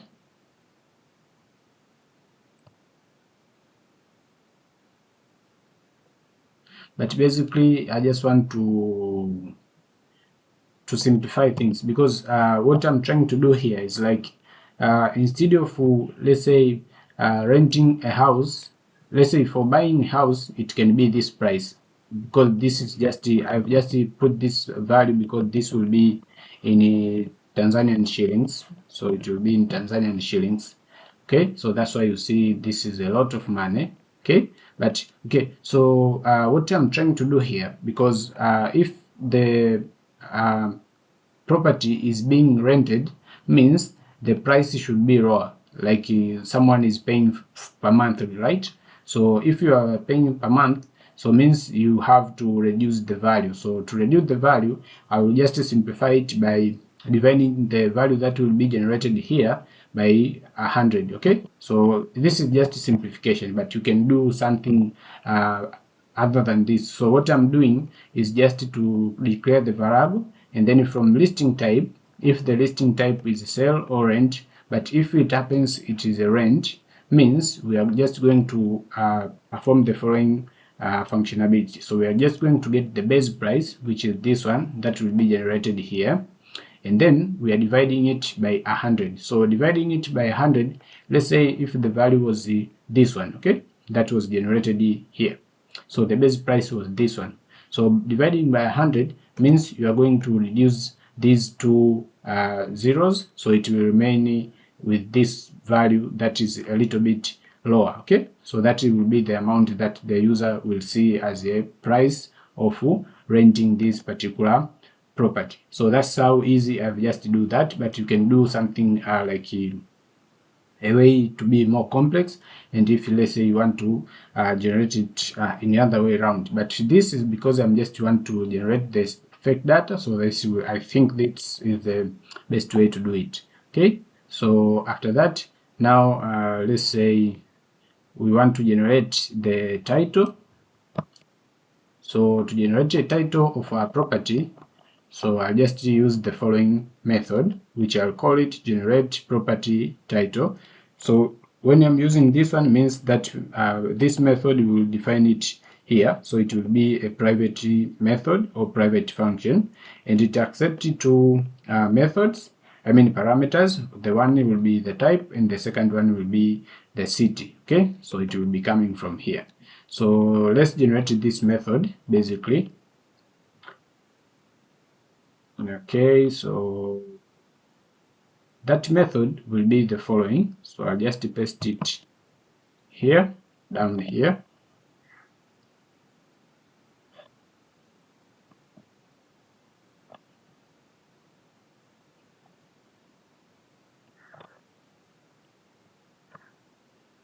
Okay, so as you can see, this is the method, and I've said this will be a private method or private function.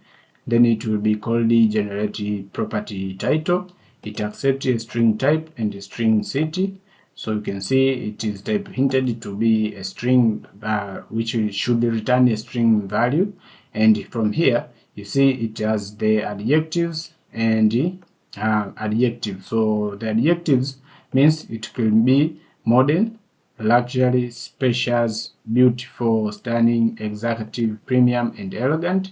So you can use those type of adjectives to to present the something in your title. Okay, so let's say someone wants the luxury houses, so by using that adjective, it will always attract someone who is more interested with the luxury properties. So from that the adjectives, then we get the adjectives from these adjectives. So this is the array, so we pass it on this random element. So what I'm doing here is just, you can even take this whole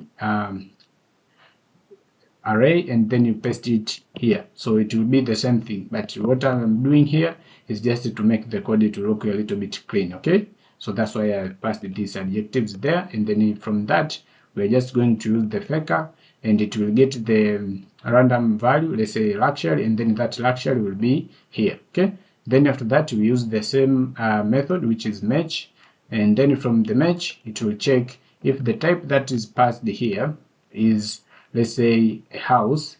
Okay, so if it is a house, the adjectives maybe can be modern, family, house, in, let's say, city, which will be passed here. So it is just simple like that. So let's continue with the other thing. Okay, so after we've been able to pass that function, so now let me just paste how the data will be looking here on our array that will be returned, and then after that I'll show you how to generate other fields down here, or other functions that will be required on our data. So let me just paste this code that I've already prepared for you guys. Okay, this is quite easy. So the first thing will be to import this string, which is our helper method. Okay, and from here you can see this is how we get the title, because the title is being generated as I've explained, and from here we are just generating the slug, and that slug is generated by using this string method. Then we get this function called slug, and then as you can see, that slug method or function, it requires the title. It has a separator that you can customize.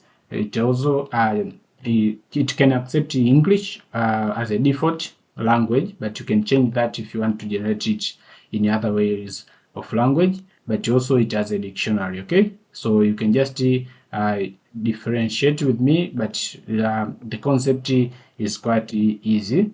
Okay, then here we have this method which is called the generate description. So I'm just going to show you how to generate that, or I'm just going to show you how it is. So first thing, let me show you how to add that method. So let me paste it down here. Okay, so this is the method, and as you can see, it accepts one parameter which is called the type. So if the type is house, so you can see this is just a generated explanation that will be used as a description here. Also we have the type, so this type will be basically the type that is coming from here. Here we have the listing type that also is coming from here. Also we have the status, so the status is actually we are generating it from the random elements, and the elements are like this one. Okay, so you can see we have available. This is more repeated, so this should be like this way. Okay, so it should be like that one. So let's see from here. Status, we have available, sold, pending, draft, and rented. Let's see from here. Rented, pending, draft. Okay, so we have draft here.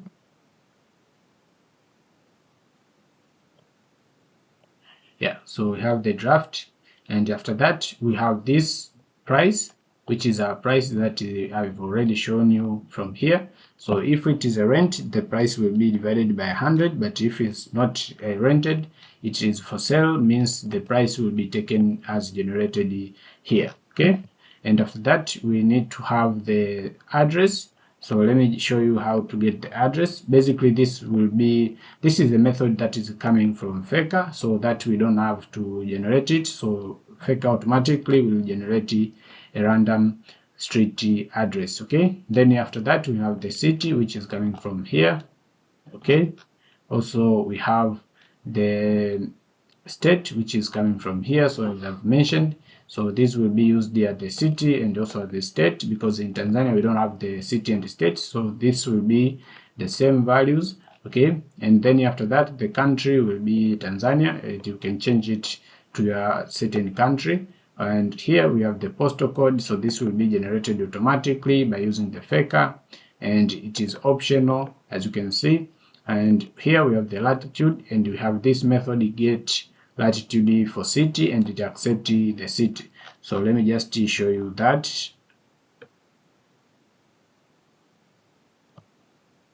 Okay, let me paste it down here.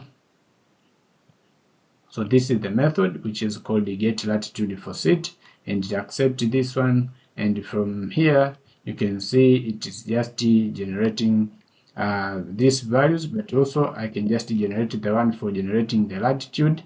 Okay, so this is for the latitude, this is for the longitude, and what you can see is just for the Dar es Salaam. Let's say we're generating that random float, which is the number of maximum decimals can be 6, and then the minimum value will be this one, and the maximum value will be this one. So it will generate it between those values, so it will be changing these values. So because this is just for fake data generation, so that's why even for the longitude I've just generated it like that way. So latitude and longitude is done. Now let's see for the bedrooms. So if it's the land, so the bedrooms should be null, because on the land you cannot have the bedrooms actually. So if it's a house, means if it's the other thing other than land, so means it can be an apartment, condo, townhouse, villa. So those should have the number of rooms or bedrooms.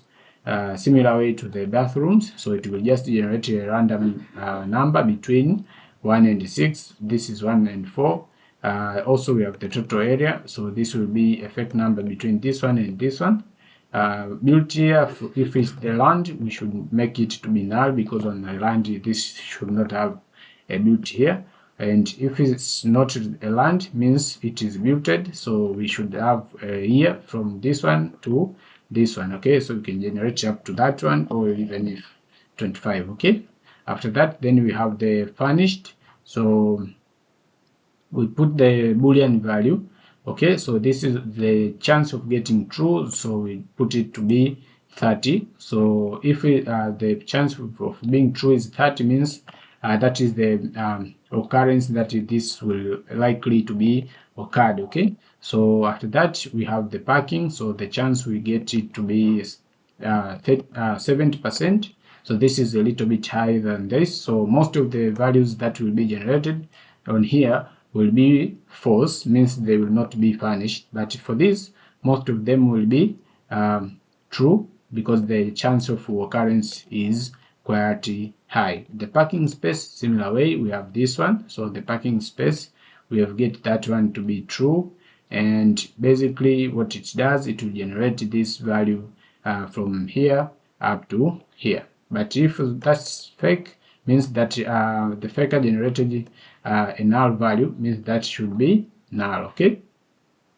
here we have the features, and on features we have this method called the generate features. So let me paste that a little bit quickly.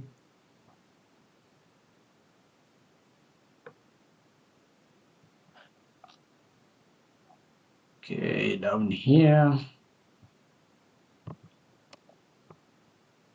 Okay, so this is the method, and as you can see, it accepts a type as a parameter, and from here you can see the common features. It is security, parking, water, electricity. You can add more, and from here you see, so specific features, you can see you will check the type, and if the type, let's say, is a house or a villa, so this will be the features that it will have. And you can see for, let's say, land should be fenced, road access, title deed, and survey plan, and all of that. So also we have the default. If all of this is not matched, so this will be the default values that will be returned. Okay, and then after that, all features, you just do an array merge, and from the array merge you are just merging the common features, which is this one, and the specific features. Okay, so you just combine them to get a single array, and then from that all features, from here we are getting the random elements of those all features, and then we generate the actually the selected features. You just put that in a random element, and from there we'll just check if the number is between 3 and 7, and then that is the array that we are going to return. So from here we are returning the unique array. Okay, so if the values are repetitive, so we will just get the unique arrays, and that is the value that will be returned by this method. So that will be the value that will be returned here. Okay, so for the image, so this way you can populate that manually, so I'll just leave it that way. So for the metadatas, because on this particular video I'll not show you how to use them, but you can just use them as you want. But for now I'll just leave it this way. So you just generate the title, the meta title, and also the meta description, and is featured, you just check by using this one. So I've already showed you why we use this percentage of occurrence, the featured. So here we have this, you see. So basically on here, if this is featured, means we are just going to get the time, date time between now and 3 months later. And we have the contact here, you see you get the name, and the contact phone, you see you get with the phone number, and for the contact we get the email. Okay, so these are the methods that are used here, but we have also other method, because let's say you want to use the following methods. So I just put them here, like is featured, sold, and for rent. For example, if you want to use them by any means, you can just utilize them from here. So you can see we have the featured, so to check if that is featured, as you can see up here, so it's featured, you can see. So you can use it here if you want, basically. So for now, means that all of this is will be working fine.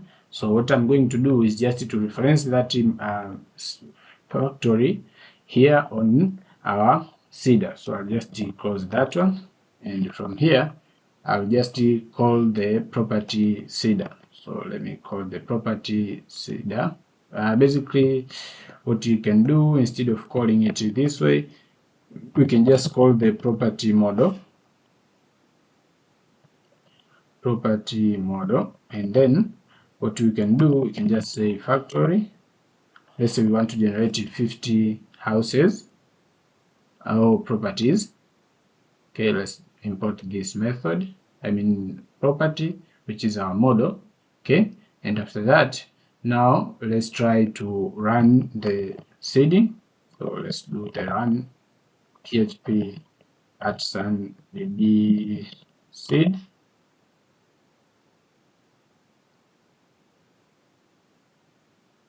Okay, duplicate entry for this one. Okay, so what I can do, I can just clean up. I guess there is duplicate that has been generated. Prime land for sale in Arusha for key. Okay, that unique. Okay, so what we can do here, basically there should be some of the properties that has already been generated.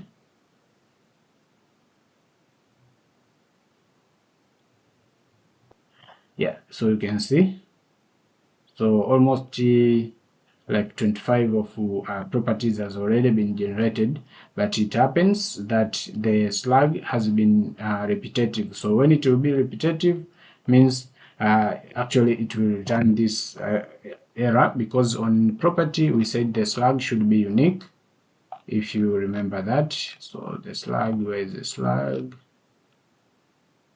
This one, you can see, so the slug is unique. So when the slug will be generated, like you can see here, it says prime land for sale in Arusha. So if it return that in twice, so that means it will give you an error like that one. Okay, so you can just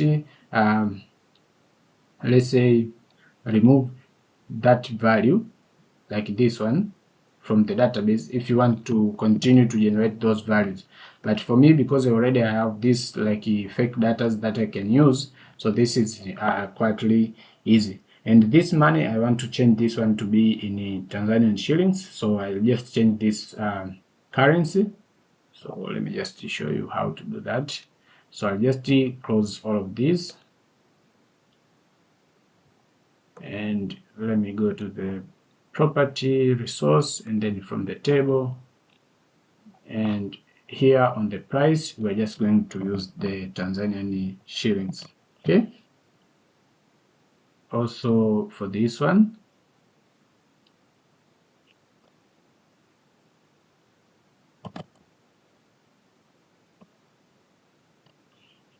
and now let's go back into refresh. Yeah, so now it is in Tanzanian shillings, and as you can see, so the hidden or the toggle fields are right here. You can just make them active or inactive, so just do as what you think. Okay, so now we have everything good. So what we are going to do next is to build the front end part. Okay, because already we have the details that we can use on our front end as a sample, so this is quite good. So now let's go to the front end and start to build it from scratch.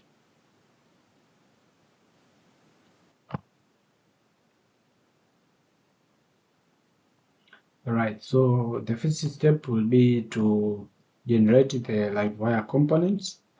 Because we have already installed the Filament PHP into our application, means Livewire is already available in our Laravel application. So basically you can see from the composer.json, we don't have Livewire installed here, but as long as Filament PHP is installed, means Livewire is already available. So what you can do is just to run the following command. So php @make Livewire, then the name of the component will be property listing. Okay, after that we need to have another one for contact form.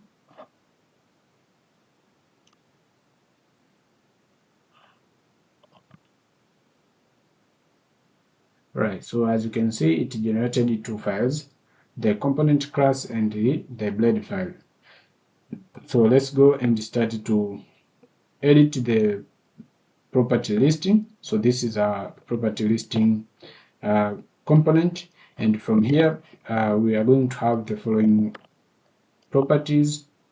So on here we are just going to have the first property will be the search, because we are going to implement the search functionality.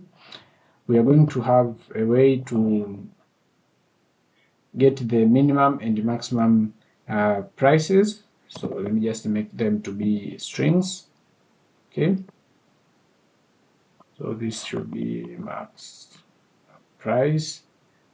Okay, all of these are going to be used on filtering and searching functionality, as I've shown you on the demo. So other than that, we are going to have another public property called the type. So this will be the type of listing, and then the other one will be the listing type. Okay, so just put this way. Yeah, let me just put it to be an empty string. We should have another one for minimum bedrooms. So let's say minimum bedrooms, and let's say another one for featured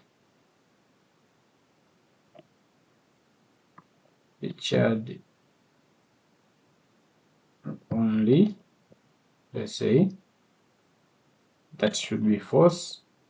And then we have the other ones for sorting. Let's say we have public sort by, let's use the field called the created at.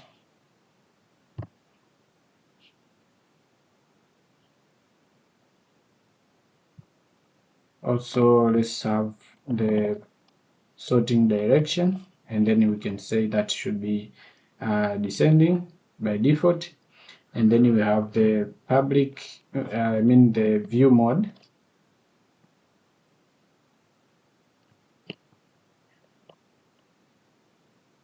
Let's say view mode, and by default it should be in a grid as I've shown you. So means there will be stacks, like one of the stack here, the second one, and the third one. So this will be in a grid. And then after that, we are going to be able to change that view mode to listing, so that we can have the first one, the second one, and the third one in a column. But this one, it should be in a row. Okay. All right. So after that, after having the view mode, now we are going to have the following code. So on here, what we are doing, we are creating this query string, and what it does, this query string will be synchronizing with the browser's properties. So this will be the public properties, as you can see, are the properties that we have already defined here. So these properties will be synchronized with the browser properties. So whenever, let's say, you put a search on let's say here, when the user put a search, is when we are going to show that query parameter into our browser. So for example, if user is searching for something, like he has searched for something, that's when we are going to say like query,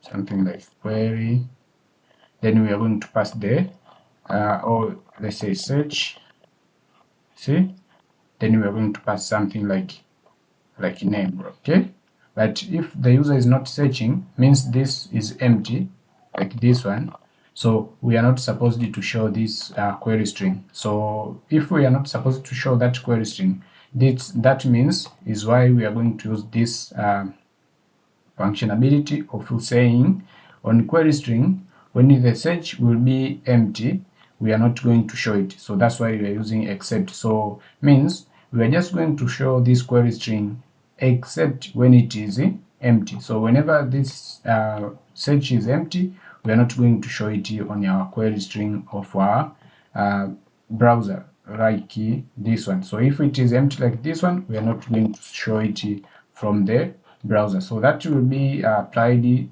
similarly to other query. So for example, for this type, listing type, even for the page. So when the page, let's say you have paginated your code, your product or the properties, and you want to show only when the page is not the first page. So if you have paginated to, let's say, 100 of pages, so whenever it is page 1, you don't want to show it, so it will start to show it when the page starts from 2, let's say, to 3, and so on. Okay, so that is why we have this one. But if you don't put this one, so means this will be shown even if let's say a user has just searched for nothing. Okay, so that's a pretty good thing that you can do, but it's not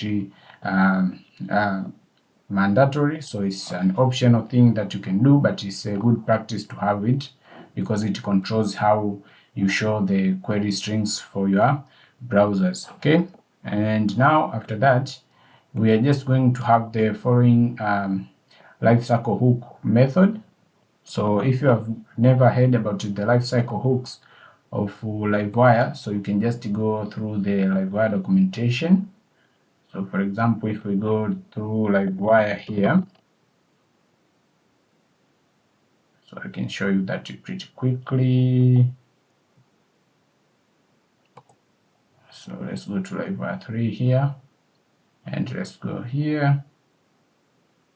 And here we can see we have this section talking about lifecycle hooks, and from here you can see we have different kind of hook methods and their description. Okay, so from the example we have already seen about the mount and like boot, hydrate, but here what I'm going to do, I'm going to use this updating method. So this will be called before updating a component property. So whenever you are doing an update, so means this will run before the update has been completed. Okay, so that's a way of doing. But if we want to update it after the updation is complete, so this will be the perfect one to use. So for now, I just want to control on how the query or the changes on these public properties, when they are being applied, I want to control them. So the first thing that I want to control is whenever you change something, like you change right now, let's say you are searching, so I want to reset other fields, like I want to reset the whole page for clarity. So that's why because our property listing is supposed to be refreshed before you can start to filter it by another filter. Okay, so I want to refresh the page before we filter it with another filter, unless otherwise you use all the filters by yourself. So for now, I'm just going to paste some of the methods that we are going to use to reset those properties. So I'm just going to paste it down here. So here you can see I've added this method called the updating search, and you can see from this updating search, you see I've called this method. So I'm going to show you how to define that method. So when you are updating the search, means when we are updating this public property. So this is the actually a way of defining this lifecycle hook method. So updating, then you just put something like this. Okay, so that's what is explained from the Livewire documentation. If you get time to visit it, so that's what will be defined here. Okay, so let's say for example for updating, so updating, actually what you are doing is just to do like something in the similar way to this updated. So the other way around is like the public property was username. So here when you are defining it, so you are saying updated username, and this is start with the capital letter, even though here it is a small letter. Okay, so when you are defining it through this method, so this is the right way to do it. Okay, so the similar thing we are using it here. So you see we are saying updating, then search. So the search should be in a camel case. Okay, so that's a syntax for that. Similar way to when you are updating type, all of the up to here. Okay, so for example updating featured only, which is here. Okay, so all of this will be calling this method. So now let's see this method, what it contains. Okay, so basically you cannot use this method if you have not paginated your data. Okay, so because if you go and check from Livewire documentation, this reset page is only applied when you wanted to reset the listing of your data, and it is only available when you have paginated your data. So what you are going to do, you're supposed to add here the use with pagination. Okay, and after having this one, means this method now will be available. And what it does is whenever you are changing any public property from here, so we need to reset the pagination. So for example, the user was on page 3 of pagination, and when you are starting to search, means we need to reset the page, means we need to go back to the page 1 so that the user can start to search those details from the page 1. So that's why we are using these methods, and we are just calling the reset page. So this is a similar way to all of these public properties that we have already defined up here. Okay, so that's fine. Now the other thing that we are going to do is we are going to have another method that will be used for sorting. Okay, so for example, on the demo I showed you how you can resort the data. So that method will be the following method. So we are going to define a method called the sort by. So let's define that method. So public function sort by, and this will accept the field. So basically it will be something like this one. So it will accept the field that you are sorting with. Okay, and then after that it will have a check of if conditions. So it will have an if else condition. So on if, it will check the sort by that you have already defined here. Okay, and it will check if it is equal to the field that you are checking from here. Okay, so if they are equal, means the sort direction should be ascending. If that sort direction is ascending by default, so whenever you are checking that, you remember here by default we said the sort direction is descending. Okay, so here what we are doing, we're just going to check if this field is similar to the sort by field that we have from there above on our public property. We're just going to do the following. So the sort direction now should be the sort direction that we have currently.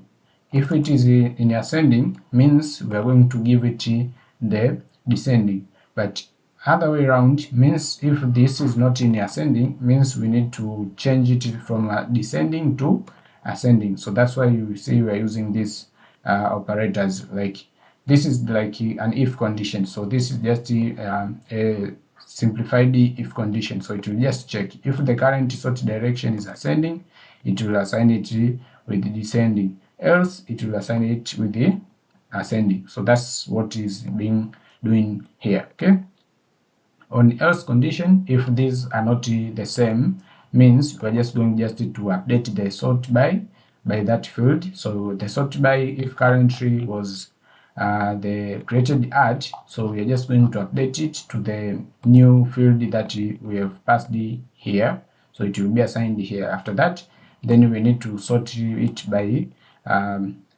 ascending order. So we're just going to update it, and after that everything will be returned back to that sorting direction, and then we are going to reset the page. So means the pagination, we are going to reset it so that the the listing will be updated. Okay, and then that's all about the sorting mechanism. But if you remember, we had a button that was used to clear the filters.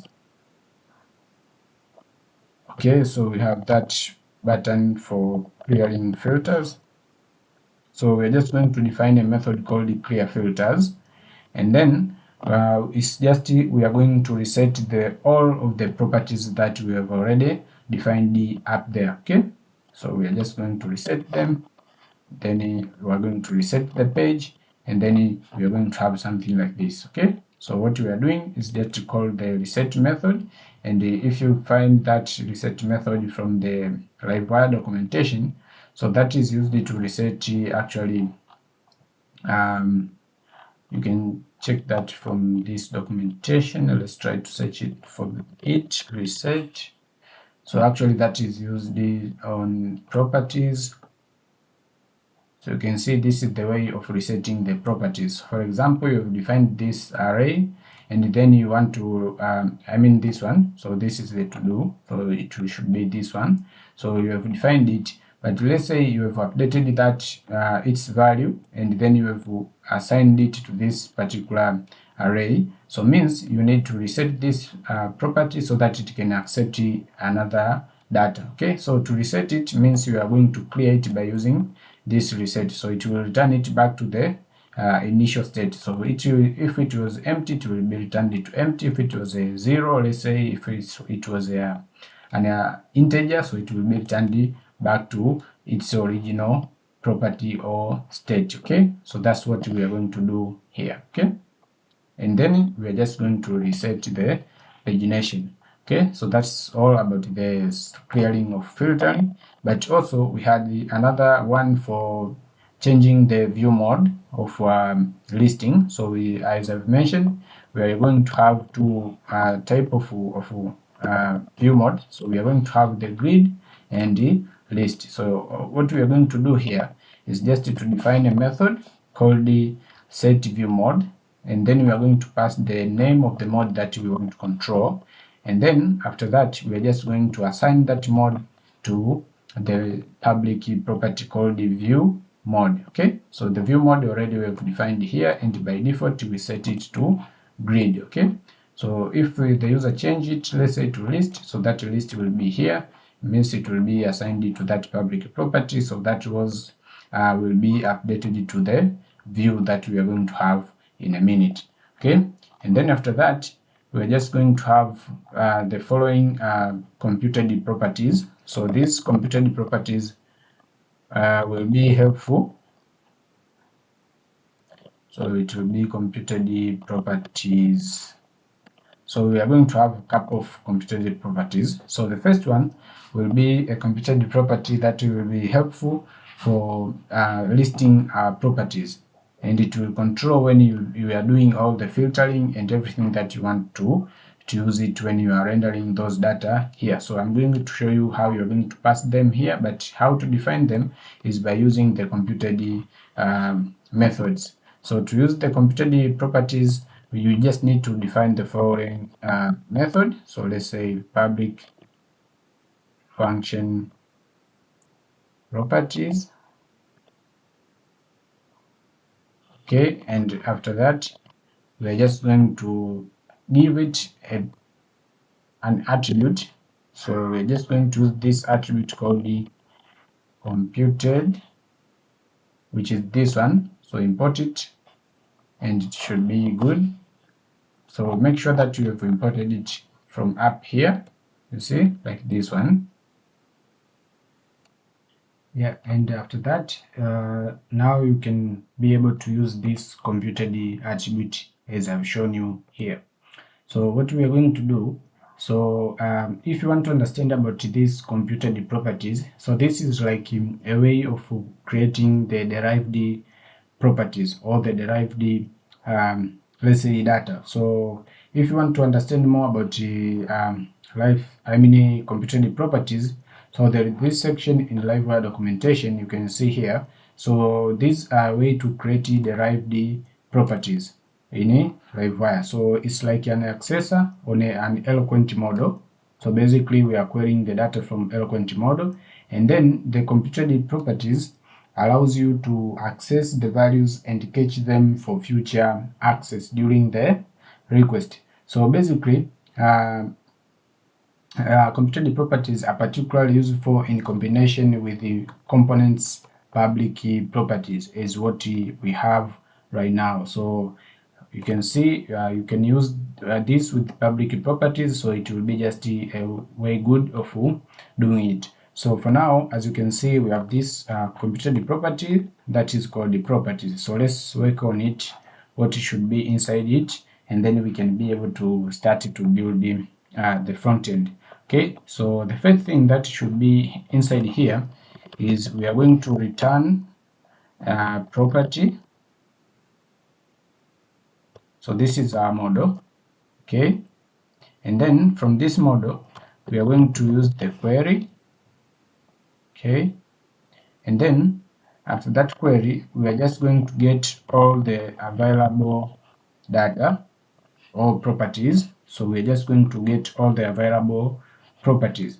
So import that model, import the property model. Okay, so we are just going to have something like that, which is this one. So this should be the available. So if you go to the property, which is our model, if you search for available, so you can see here we have this scope called the available. So what it does, it just check for the status for all the properties that they are available and they are active. Okay, so that is what we are going to have from here. Okay, and then after that we need also to have a way of paginating this data. So let's say paginate. Then let's say we need to paginate by 6 properties at a time. Okay, and after that, because we already defined the sorting mechanism, like you can see here, so also we need to sort our data from here. So we can just say order by, then we need to pass the the sorting column and the sorting direction. So the sort column should be this one, which will be defined here. Okay, and then after that we need to have the sorting direction, which will be determined by this public property called the sorting direction, and it is also being updated by using this one. Okay, so that's how easy you can just do that. So for now means we're just going to have the properties listing that is available on this particular property, this property listing blade file. Okay, so now let's try to create this property listing. Now what I'll do, I'll just paste the code for this blade file here so that we can simplify this coding session. So let me just paste the code that I've already prepared for you. So let me go back to this here. So this is the code, and as you can see I have this outer div. Let me just collapse some of the divs. So I have this outer div which I've made it to be respecting the themes. So like we have the background for light and dark theme. Okay, so on dark theme we are using the neutral of 900, and on light theme means we are going to the gray of 50 value. Okay, also we have this header section, which is you see it says find your dream property, and then you see discover the best real estate properties in Tanzania, but you can change that to the name or the text that you want. So this will be the header section that you will be seeing from the browser basically. And after that we have this main content. Let me just try to squeeze, let's say to collapse, so that we can understand what is going on here.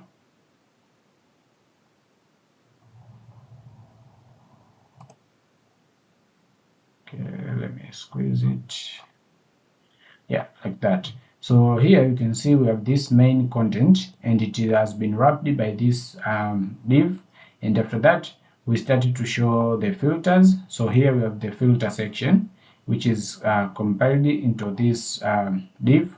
Then after that we have this grid, which is used to show the filters. So we have different kind of filters, like we have the search, the property type, the listing type, the city, and other filters that are collapsed. So you can see here we have the advanced filters like price range, we have the minimum bedrooms, we have the featured toggle, yeah, and after that we have this action for clearing the filters, and after that we have the view model, which is the view model toggle for changing it from grid, let's say to list. So you can see here it is grid, then this is listing. So these are the buttons for changing the view mode actually. And after that now we have this result header. So when you are doing the filtering or you are doing the searching, so this will be the results that will be shown. So you can see here this is the text that we have, which will say, let's say we found a certain number of properties from that search or filter that you have applied. And from here, if there is any of this filter, so we are going to say we have filters applied. Okay, and after that we have this sort option. So this sort option is basically which will be used to sort data. Let's say for the newest we are going to use the created at. For price we are going to sort them basing on the price. For name we are going to sort them basing on the title. We are just going to sort them according to the city, and after that we need to have the button for changing the sorting direction. So you can see this will be for ascending and this one will be for descending. Okay, and after that down here we have the property grid or listing. So now we are going to check if there is any property that is coming from here. Okay, we are going to check if there is, it is the number of properties, if you count them from the property or the computed property, if it is greater than 0, means we are just going to check for the view mode. So if the view mode is grid, means we are going to apply the grid, as you can see up to here. So this is the styling for making this to be a grid. But if it is not a grid, it is on listing, so we are just going to do the spacing. So we are just going to do the spacing on y-axis. Okay, so here after we have been able to determine the grid, the view mode, then we are going to run to look through these properties that we have, and we are going to generate this property, and after that we check if the view mode is grid. So we are just going to have this div which we are going to show the details of our property. So from here we are going to show the main image of that particular property. So I'm just going to show you how we can upload those main image and other images that are not main. Okay, and after that, if we don't have the main image, means we are going to show the default or the placeholder for the icon. So we are just going to use the icon that I've already showed you from the model here. We have a couple of icons like this one, you see. So we have these icons that we are going to use them as the default icons from here. Okay, so you can see that we have the get type icon attribute. So that is the one that we are going to use it here. Okay, and after that we are going to have this if condition that checks if this property is featured, and if it is featured we are going to show this text which says it is featured. And remember, this is on a grid mode, and you will also we have this another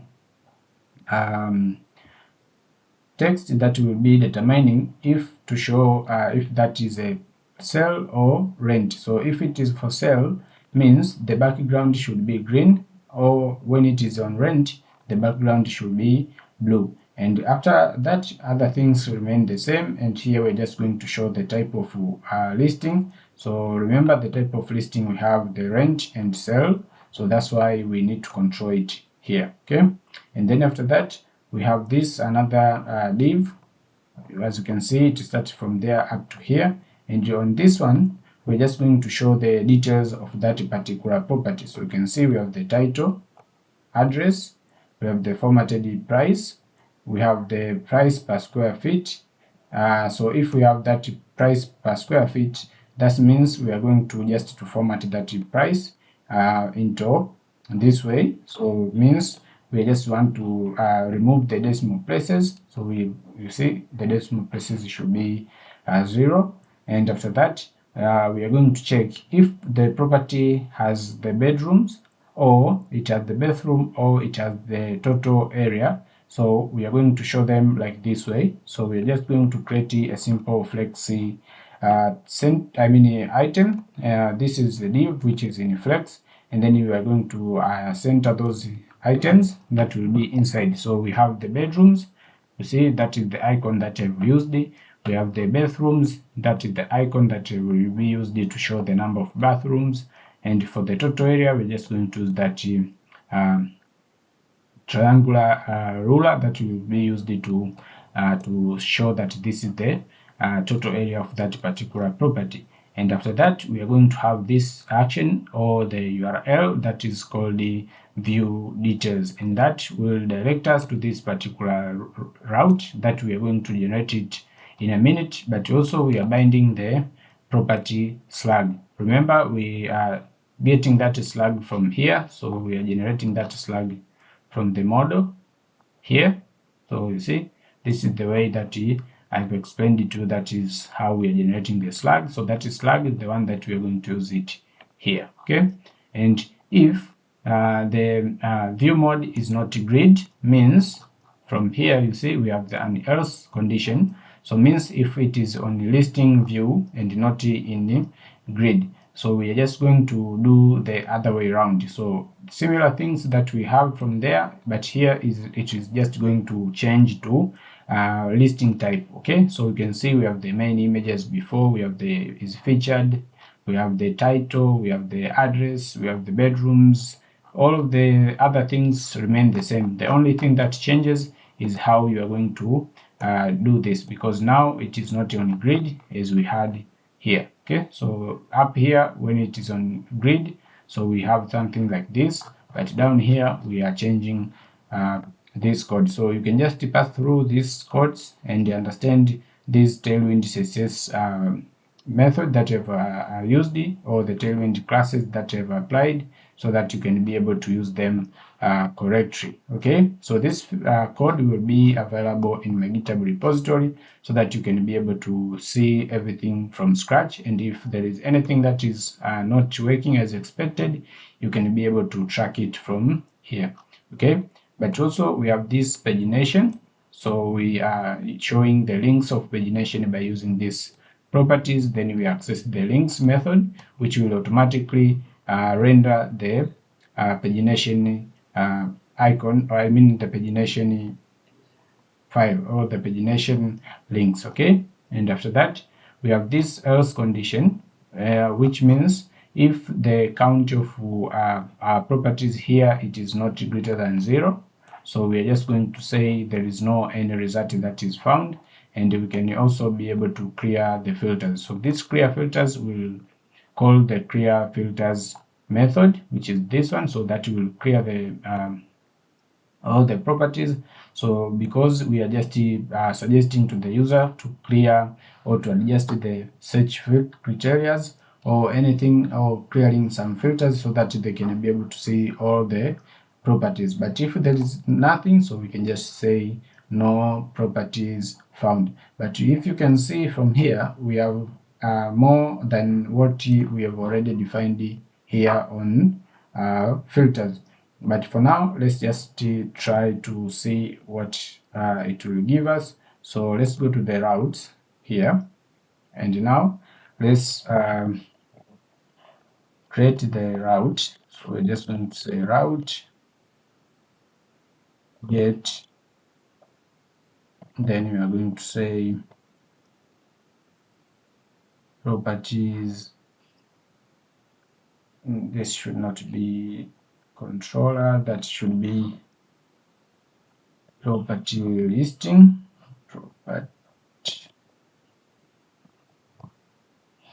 so property listing, then that should be a class like that one. And now let's try to visit this page and see what it will give us. So let me just let me go to the properties.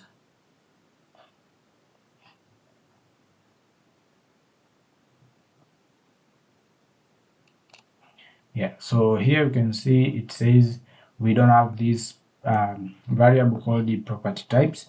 So we have some of the data that we didn't define them yet. So what we are going to do is just to add those methods down here. So for example, let's define that method down here. So we are just going to use the computed property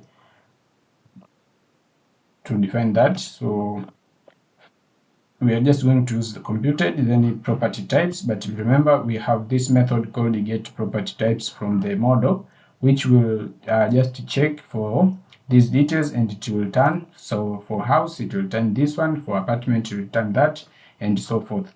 So if we go back here and try to refresh, means that error should be gone. Let's expect for other thing. So it still says property types. Okay, now let's see.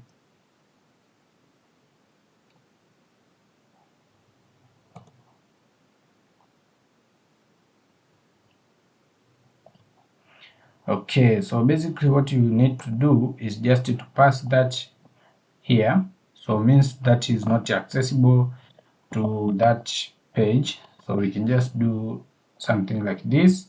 So we can access that from here because this is a computed property. So as I've mentioned before, the computed property to help you to access this data from the eloquent model, and then you can catch them so that you can be able to use them later on the same request. So here on the similar request, when you are just computing them, so you need to use them like this way. So here we can get the properties and also we can get the property types. So now if we refresh, means that we should change. So the error should be another one, you see. So we have the listing types.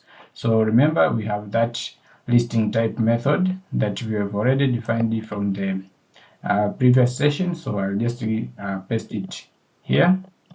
Okay, so you can see we have the listing type a similar way as we do for property types. So here we have the sale and rent. Okay, so that's easy how you can do that, and now add it here. Okay, and then after that, if you go back here, so that error should be gone. Yep, now we need to have the cities.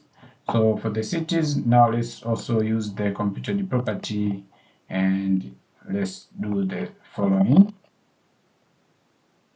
So you see for the cities, we're just going to call these cities, and then you see we are just calling the available properties, and then we are going to select the city column, and then we use the distinct. So means if the cities are repetitive, so we are just going to filter them and get only the unique one, and then we are going to order by city, then we are going to plug the city column. After that, remember to pass it here so that it can be accessible to our blade file, and then if you refresh, now that should be gone. Yep, so here you see now the error is we need to pass these details to our view.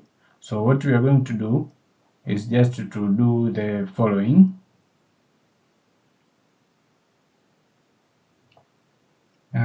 Here it says undefined variable city. Let's check from here. So we don't have the city.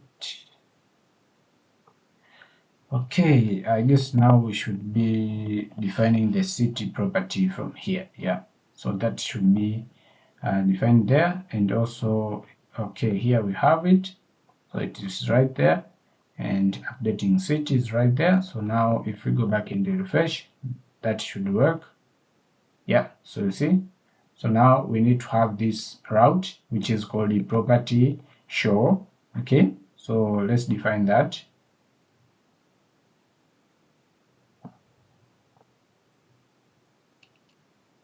So now let's go to the web.php here, and for property showing, so for show we are going to use the following way. So what we are going to do is to define a route, then you get, then we are going to say properties,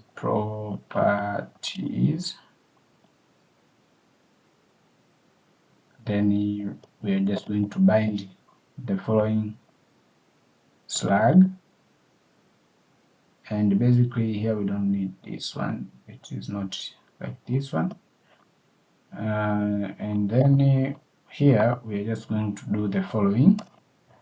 So we are going to have a function which will be like a callback function, which will accept the property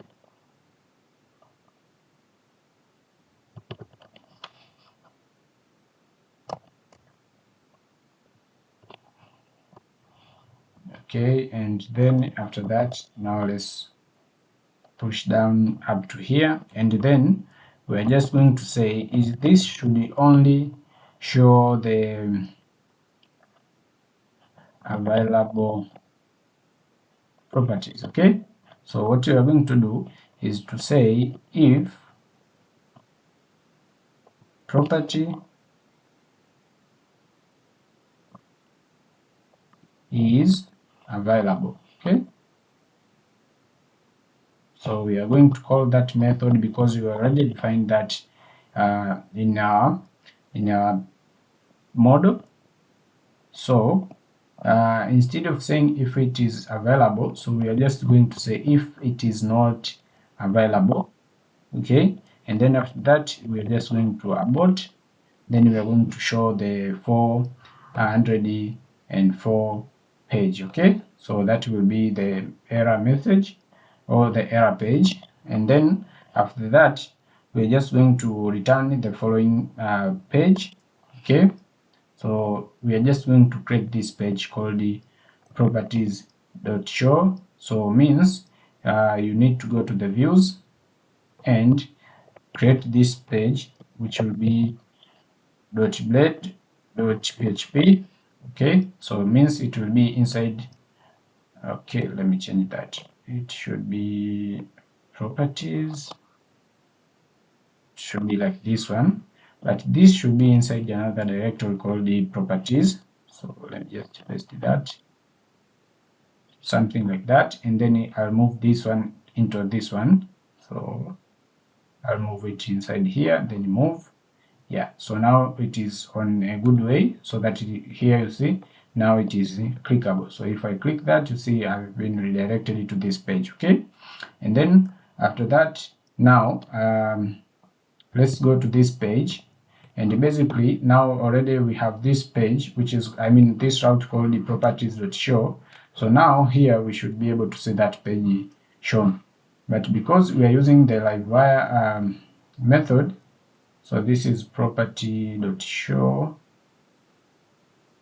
property, let's see, property.show, not properties. Okay, let's copy that and define it here. Now refresh. Yeah, so I expected this error because here we are using the full page component rendering. Okay, so as long as you are doing this, means Livewire will automatically require a component for this page to be, or for this Livewire component to be referenced at the full page component. So to do so, you just need to run the following command in your terminal. So just say PHP @Livewire, then you're just going to say layout. Okay, so this will create a layout file, which is a blade file, which will act as the layout for our components. So let's see. Yeah, so you can see this is the page that has been created, and you can see it has been created inside the components, then layouts, and then you can see it is called the app.blade.php. So from here you see that this new directory called the components, then layout, then app.blade.php. So this is the page that has been created. So means all the Livewire component will be rendered inside here, and their title will be rendered by using this title property. So now let's go back and refresh. Yeah, so now you can see we have this listing of our properties, and as you can see, we see all of the things that we defined, you see, but the thing that you see here, it is not styled. Why? Because we don't have the compiled assets of our component. So to do so, we're just going to use Node for compiling our properties. Means all the styling that we have applied here from Tailwind CSS should be compiled. So to do so, let me create another terminal that I'm going to use run this command. So npm run dev So this will let's say it will compile the assets, so it will compile the JavaScript and CSS, and after that we should be able to see the compiled version of our system. But that will not gonna happen because here we need to reference it on our layout. So how we are going to reference it? Basically because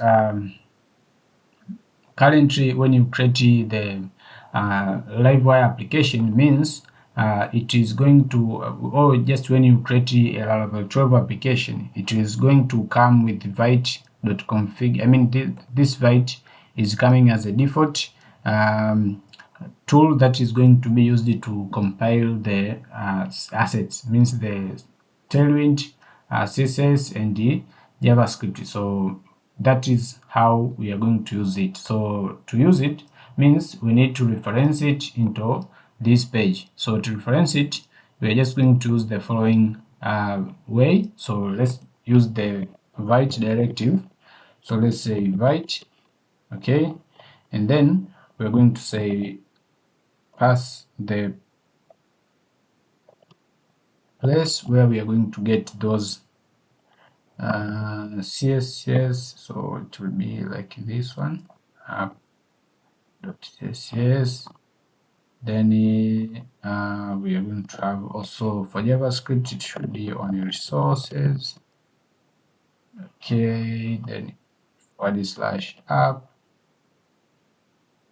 JS /app.js. okay, so that should be resources even here. Okay, and then after that, let's go back to the page and try to refresh.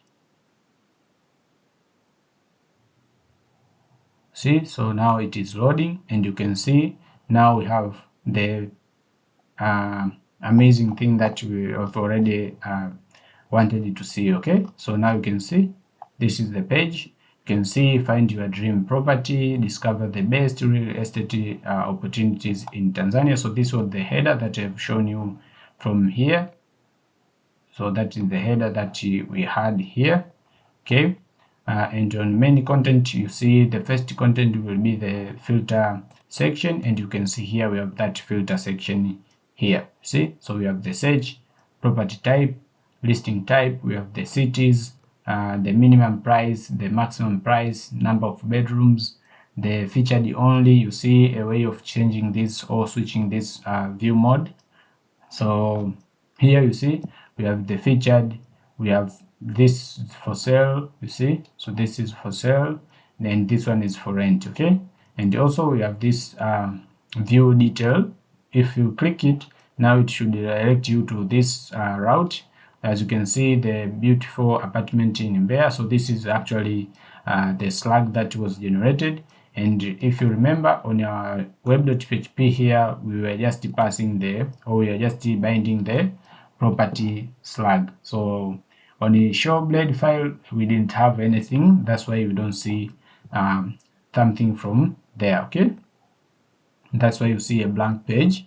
But let's go back, and from here, you see, so this are all the things that we need to do. But from here, basically we need to have a navigation on top here so that the user can be able to navigate. And if you remember, we had the footer down here. So to add those, we need to update actually the layout, which is this one. So we need to update it with the following things. So the first thing will be to add the navigation. So let's add the navigation first, which will be shown on top of our component. So let's put that there, and then now if we go back here and refresh, now you see we have this top bar. As you can see, this is the navigation that we have added, and it is this one. So you see this is the nav tag, and you can see it has been styled. Here we have the home, which is properties, then index, you see, so that is the home of property listing. And then we have this one for real estate app, which is the logo or the text that you see here, but is clickable, because if you click it, it will direct back to this page. Okay, but here you have this one that will also redirect to this, because we are redirecting back to all properties. And if you say for cell, means you are just going to filter this data to cell, and here you can see the query string has been updated as long as we have clicked each of these details. For example, if I say featured, you can see, yeah, so it is trying to update those query strings. Okay, so now you don't see these details being updated. Why? Because actually what it happens is because we didn't perform the functionality for applying the filters to the data. Okay, so on your data here, you can see from properties here, we only fetched all the available properties, but we didn't apply the anything about filtering. So what we are going to do is to create a way to filter our data. So to filter our data here, so the first step will be to check if the user has searched for something. Okay, so we are just going to use the when method. So we are just going to use the when method, and this will check if the search property has something. So when means it is checking when the value is available. So when the value is available, we are just going to call this a callback function. This callback function will get that query that will be passed as a parameter, and then it will return this query, which you will check or it will pass a where condition from this method, and then it will apply another callback function which will accept that query. And then after that, from that query is where we are going to search for title. It will be like the searched value that has been passed, you see. Also, we are going to search the same text into description, and then we are going to search for that same property or search field component into the address. So this is how we are going to use the search functionality. So now if we go back here and refresh, so let's say, let me remove this one first, see, and refresh. Okay, so now for example, if we try to search for something here, so for example, let's search for this one. Okay, now paste that, you see, so the search functionality has been applied successfully. So you can see from the listing we have only one property, so you can see one property found, and you see there is this with the filters applied. So this will only be appeared if when you have any filter, and here you see this clear all filters is now active, so we can be able to clear it, and after clearing it you can see the properties found now it is 4 and not 1. Okay, so that's how easy you can just apply the filters. So for search now it is working fine, but if you change these other ones, you see nothing is changing. So to do so means we need to also apply the filtering for other types. So here we're just going to have another one for when the type is changing. Okay, so when the type is changing, we are just going to use the following method. So I'll just paste some of the key things that we are going to filter, and then we are just going to explain each at a time. Okay, so here we have this when condition, which is actually we'll check for the type that is defined on the public property that we have already defined, and then from this callback method we are just going to pass that query, and then we are just going to say use this by type. So this by type, this is a local scope. So when I'm saying the local scope means it is already defined here on our model. See, so by type means it is accepting the query and the type, and then it is going to check where the type is equals to this one. Okay, so that's what is being happening here. So when the user change the type, that's when we are going to check for this method. So we're just going to call it. So this is the local scope. It is going to filter or to add that constraint to the query parameter, and then it is going to filter our data using the type. So now if we go back here and change this type, let's say to apartment, you see now the filter is applied.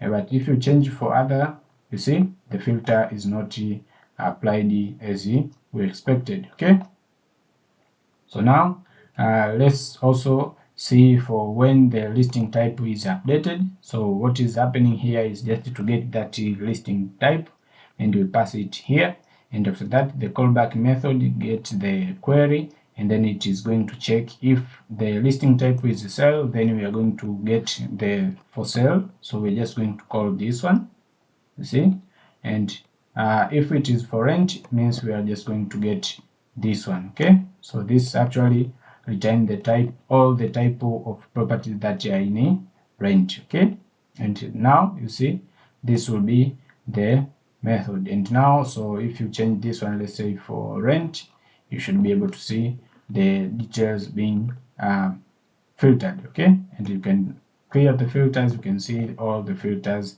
are gone. Okay, so now the next filter will be this one for city.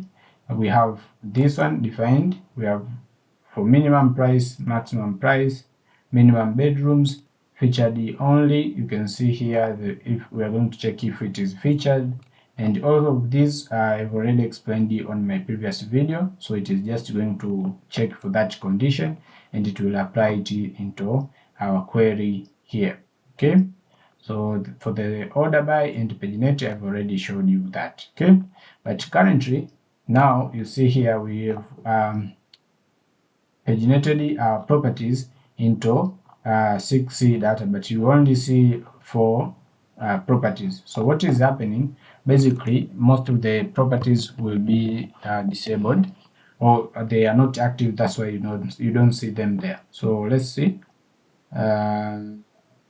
Active is active. So all of these are active. Okay, let's see.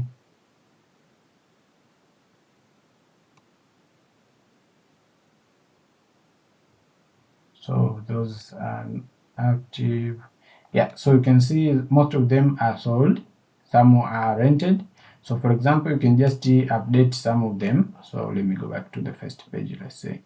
Okay, so only the available ones are now shown. So let's update this one, let's say to available. So let's go to the edit page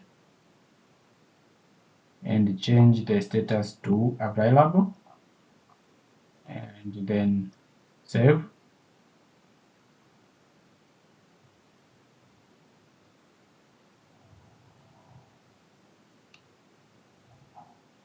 Yeah, so this is saved now. So if I go back to the properties, now I should be able to see that added here. See? So now it is added, and that's how easy you can just do that. But we want to see how the pagination looks like. So let's update more. So let's say admin, then properties, and from here let's also make this one to be available.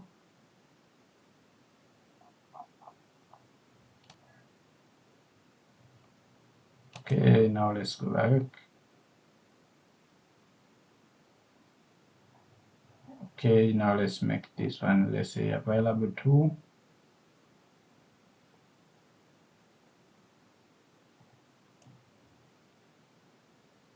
Yeah, so now I guess the pagination should work.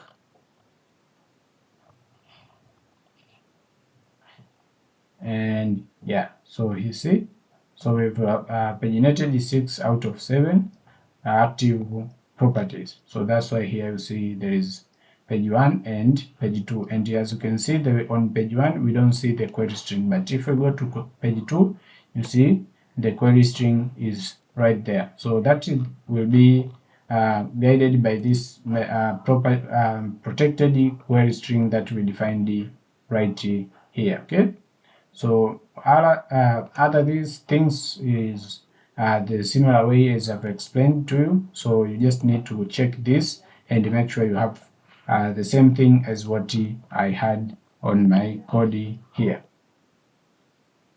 We are going to see on how you can show the details of your property. So for example, for now, you can see this is the card that shows the details of our property.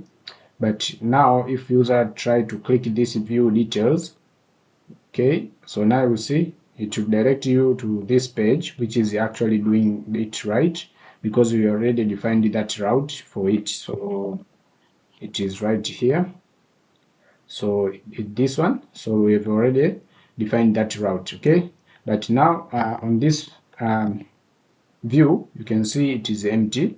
So we defined that view, but it is empty. Well, that's why you see here a blank screen. So what we are going to do in this section is to fill all the code that is required so that we can be able to showcase the property details. So here, let's start by editing this here. So what I'm going to start with is to add the app layout. So I'm going to say app layout, okay, and then this way, and then it will close like that way.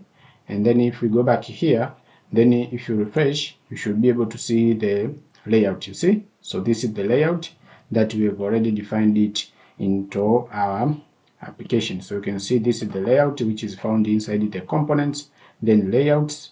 So you can see from here, so it is inside the components layout, then this one. So this is the layout that we defined. So it has the links, all that we need. It has this name of real estate, which is this one, you see. So if you want to change this logo, you can update that and have your own logo here. So this is the custom app layout that we have created so that all the Livewire component can be rendered from it, okay. So here, since we have that layout already shown here, so the next step is to show the details of our property. So to do so, let me just paste some of the code that I've already prepared for you. So here I'll have a div. So it will be something like this, okay. So this will be a div that we are going to have. So you can see, because now we are in dark mode, so means here it will check for the background, because this will be applied when you are on light mode, and this one will be applied when you are on dark mode. That's why you see it takes the 950 gray coloration, you see, okay. And after that, now the next thing is to have a breadcrumb. So the breadcrumb, what it has, I'll just show you. So this will be the breadcrumb. See, so this will be the breadcrumb that will be shown on your property show page, okay. So here what it have, we are going to have a simple navigation, and this navigation will show the properties link. So this will be the link that when user click, they will be directed back to the listing of our properties, because we said this will be properties.index, which means they will be directed to this listing page, okay. And when after that, we are going to have this slash, which is inside the span, okay. So this will act as a separator, and then after that we are going to have another link, which is this one, which will be helpful to show the city of this particular property. So which city but does this particular property belongs to. So you can see here we are showing the city, and that city means when the user will click that, they will be directed back to the properties.index, but with this particular filter. So it will direct back to the listing, but it will filter the properties according to the city that has been populated here. So I'll show you that in action. And then after that, we have another separator, and then we have the title of that particular property. So now if we go back here and see, you see, so this is how it looks like. So we have these properties, which is a link, which basically points to property listing. Here we have the city that this particular property belongs to, okay. So, and I've said when you click this one, it will direct you back to the properties, but it will filter the properties based on this particular city. So for now, let's try by clicking this one. You see, we've been redirected to the property listing. And if we go back to the view detail and click this particular city name, so if I click that, you see, so here we have the filter that has been shown, and here we can see all the properties that you see, they will be basing on that particular city, you see. So this is the city that all of these are belonging to. So that is just a simplest way of adding a breadcrumb on your properties. So let's go back to that particular property, and this is how it looks like. Then at the end we have the name of that particular property. So that was the first thing that we need to add, and then after that we need to have another div.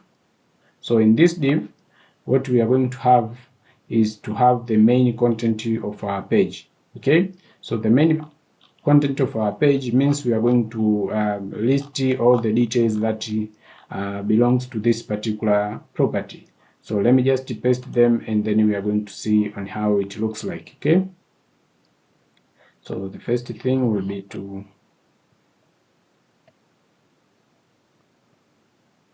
have that, let's say, main content.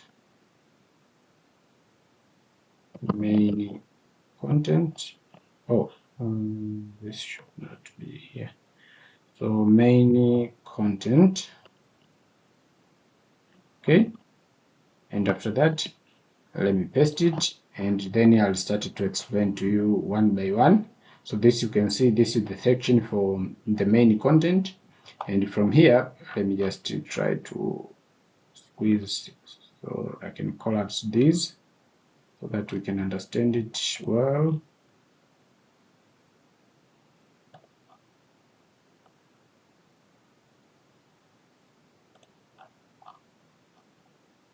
Alright, so now if we go back here, you see, so this is where the main content div starts, and from here we have this grid that we have defined, and it will have 3 columns, and we have a gap of 8 only on large screens.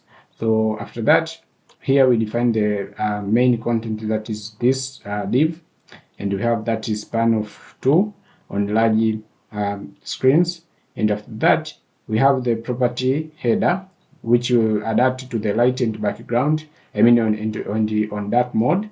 So here you can see the background will be light or white when you have a light mode, and it will be of dark gray of 800 when this will be in dark mode. Okay, and after that, other stylings, so this you can just change and update it based on your needs.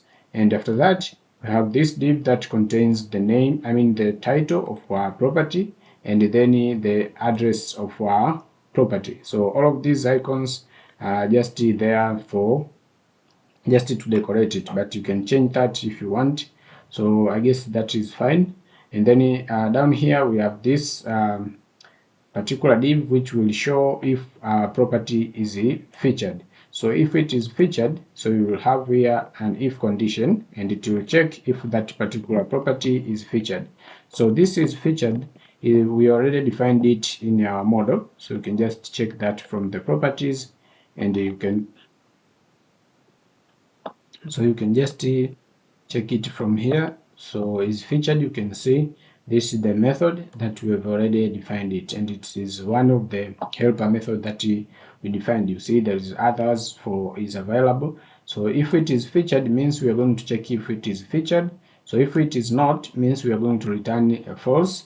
But if it is featured, so means we are going to check the featured until, because this is the field that stores the date of this particular property. So if you put it to be featured, so you have to define it will be featured for how long. So if that date is on future, or it is not empty, so how we can say it is not null, means that it is featured. Okay, so we're just going to check those two conditions. If it is not null, and if the date that is on is featured until it is on future. So if this is future, this is determines if the instance of the particular given time or date is greater than now. Okay, so that will, and this is given by Carbon basically.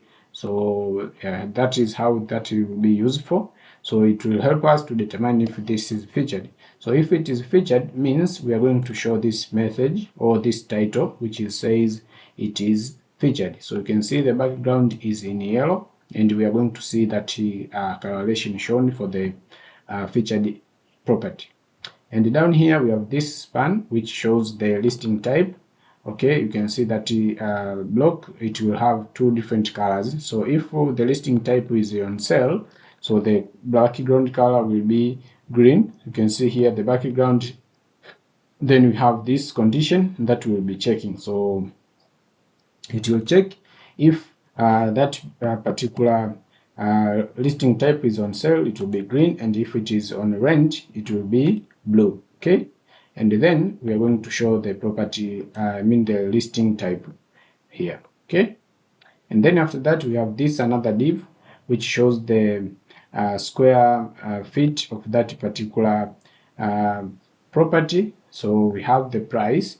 So this will be the price of the property in general, and then we are going to have the price per square feet. So this price per square feet, actually it will be checked if it is there, means if it is not null.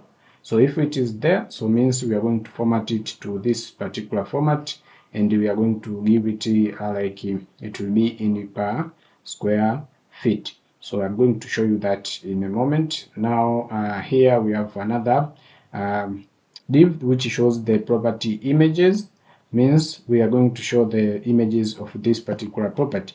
So here you see we have this if condition which checks for the images that we have from the property. So remember when we are defining the table, so that particular column is a JSON field, you see. So this is a JSON field. It means we can store more than one image. So that's why here you see we're checking for the count of the images. So if the image count is greater than 0, means we are going to show the images here.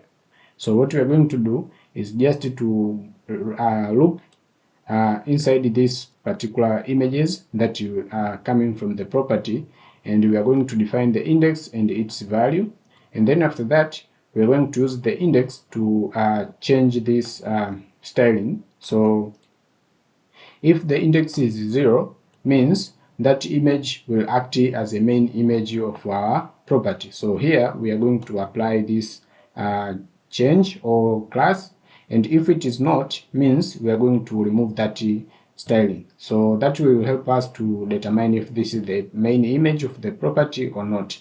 And then after that we are going to show the actual image. So here is the actual image that we are going to show by using this storage, then URL, then you are passing the image that you have, because in your database the only thing that is stored there is the URL link. Okay, and after that we have this alternative text that will happen, but it will use the index +1, and then after that we're going to have this styling. So if it is on index of 0, means it will be the first image, it should have this height, and if it is not, means the height should be reduced a little. Okay, and after that here on this particular image we have this on click event which will help open up this model. So it will call this JavaScript function that I've already defined it.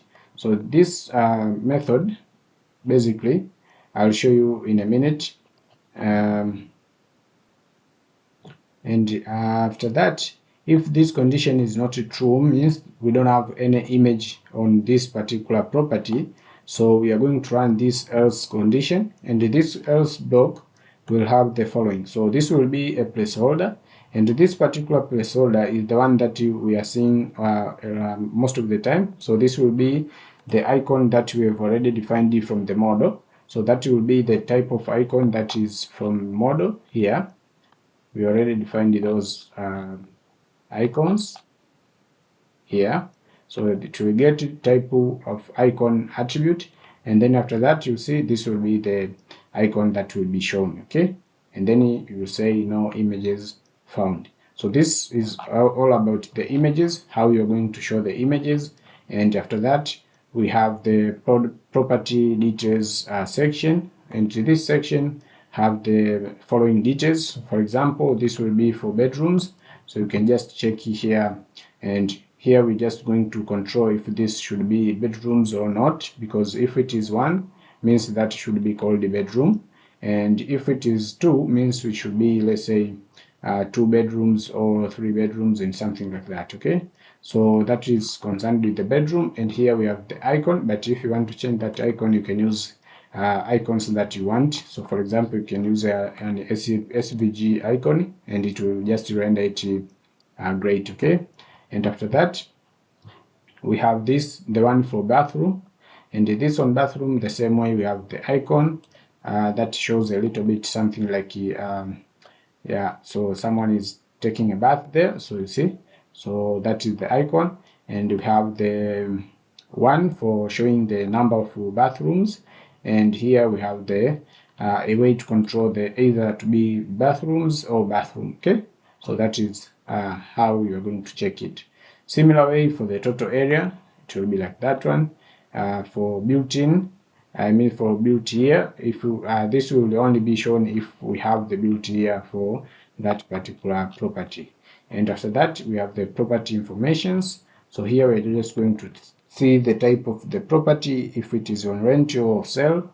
We have the status, so this status will be shown. So like we can say if it is pending, already rented or sold, so that will be concerned with the status. But also the status will be controlling the color. So we have the status color here. So you can see that color will be applied to all of this so that we can be able to show the status. Okay, and after that we have these two properties, like if the property is furnished and if it has the parking spaces. Okay, so if it has the parking spaces, so it will show the number of spaces, or it will just show the availability. And after that, we're going to see if the property has different features. So we are going to check for the features, because that is also a JSON field. So you can see features, it is a JSON field here. So that's why we are using this condition to check if they have any feature. Okay, and after that we are going to list the features and amenities. So here we are going to loop through the features that will be coming from the property, and then we are going to get the property object, which is feature object, and then we are going to show that particular property here. Okay, so this will be the styling, and all of this code will be available on my GitHub repository. Okay, and after that we have the property description, which will actually show the details of that particular property. And this particular property, as you remember, we defined it by using the Filament PHP rich editor. So the rich editor basically stores the data in either HTML or Markdown. You just decide. If you're using the Markdown editor, it means you need to control it by using the way of rendering the Markdown. And as long as now we are using the rich editor, so all of the data that we store for the description will be stored as HTML. So if you store as HTML, so to render it in your Blade file or on your Blade template, you need to use this syntax. So just have a curly brace and have two exclamation symbol, and then after that the description can be shown just fine. And after that we have where you can integrate the location or the map. So you can see we are going to check if we have latitude and longitude, and if we have that, means here you can just show the map. But for now I've just created this div and just show the coordinates. So I'm going to show the latitude and longitude. So this will be your task as a part of learning. So you can just integrate the Google map, and then you can be able to use it. So that's easy.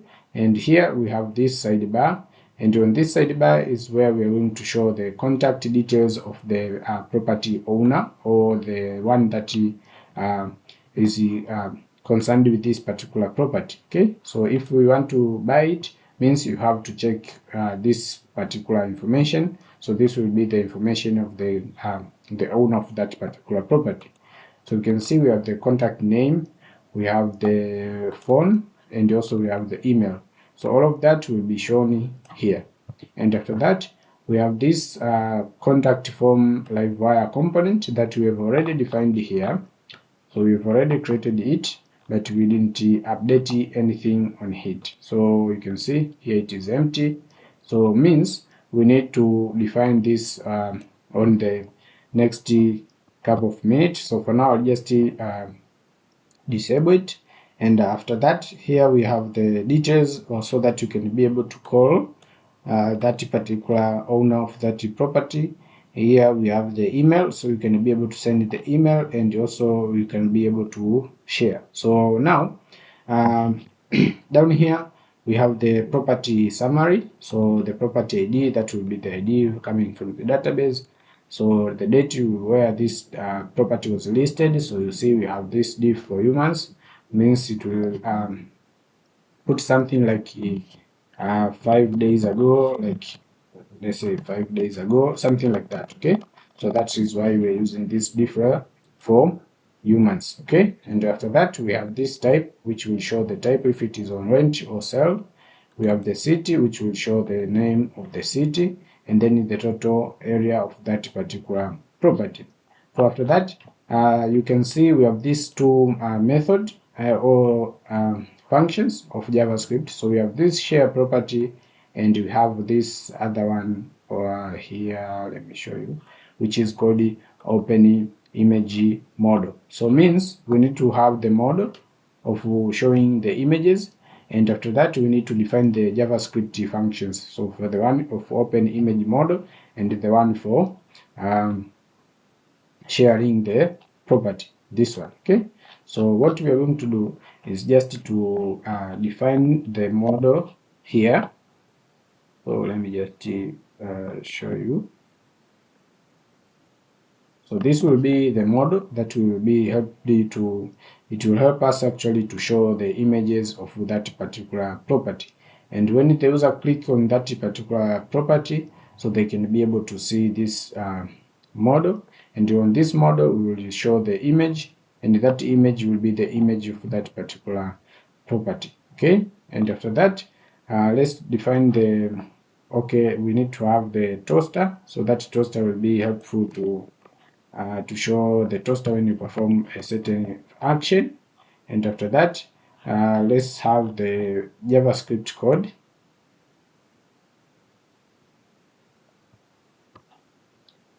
So the JavaScript code, I'll paste it here, and then I can explain to you one by one. So the first thing here is to define the function, which is called the open image model, that is already been used up here on here, you see. So open image model, and that particular function will have this image source, which will be the path of that particular image of that property. And then inside it, you can see we are getting the element by ID. So we are getting the element by their IDs, and then after that we are just assigning them these particular values. Okay, and after that then we are going to remove the class of hidden. So when you just open this model, means we are going to remove the hidden class of this model. So this model, you can see by default it is hidden, but after clicking the open model, means we need to remove that class. So we are going to remove that, means this div will be shown, and when it will be shown, means we are going to add this method, class, which is called flex. And after that, the overflow, we are going to hide it, and similar way for the clause. So the clause means we are going to do the vice versa of this one. So we are going to add the hidden class, and after that we are going to remove the flex. So this will be just the opposite of that particular function. Okay, so we have this show toast method, which will help to show the toaster, And then after that, we have this share property method, which also help us to share our property. So you can just go through these codes, and then you can be able to understand it. And then after that, also when user click an escape key on your keyboard, they can close the model. And after that, they can also click outside the model so that they can be able to close it. So you can see we are giving just add event listener, which will be click. So when the user click just outside of that particular model, so that will be closed. And even when they click escape, so you can see on the key down of escape, so this particular method will be called, and when it will be called means it is going to fire this one. So this will just add the hidden, and then it will remove the flex class. And then after that, we can have a perfect page like this one. Okay, so you see, so this is the page, and you can see it shows that this is premium page, which is this one. So this is the property, and you can see here we have the name, we have the actually the address, we have the price, and you can see it says if it is on sale or rent. We have a way to show the images. So because we don't have any images, that's why we have used this one. And after that, we have the property details. So we have the number of bedrooms, number of bathrooms, the square feet means the total area of that particular property, the year that it was built, the property informations. Here we have the features and the amenities. So you can see this particular property has the gym, rooftop, security, water, balcony, parking, and swimming pool. And after that, we have the about, and here this is the about of this particular property. Here is where you are going to integrate the map here. Okay, and then after that, here on the right side, we have this sidebar that shows the contact details of the one that posted this particular property. So here you can see we have the name, phone, and email as I've explained. And down here we have the quick actions. So we have a way to call, a way to send an email, a way to share the property, and a way to go back to the property listing. So for example, if you click send email, means it is supposed to open the email sending application. So for now, I've just disabled it. But let's say if you want to say share, so now you see the toaster that we have created. So you see, this is the toaster, and that will be copied. So means if you go back to the next tab and print, on paste, you see the link that was copied, and when you click it, you should be able to see that particular property. Okay, so that is a share property method. And on call, this should be opening the call. So you can see open pick an app. So you see, so that will open the way of calling someone. Okay, and after that means we need to show the a way to send a contact form. So for example, you want to send a message to say that I'm interested in this particular property. So you can just use this particular Livewire component that we have commented it. So this one, sidebar, this one. You see, so this is the particular one that we disabled it. But if now we allow it here, so it should actually it doesn't have anything on the view, so that's why you don't see it here. So let's go and update it so that we can be able to understand what is going on. So on the contact form here, we are going to have the following code. So the first thing will be to define the properties that we should need. So I'm going to define the following. So the first one will be the property model. So let me import that property model. It will be this one.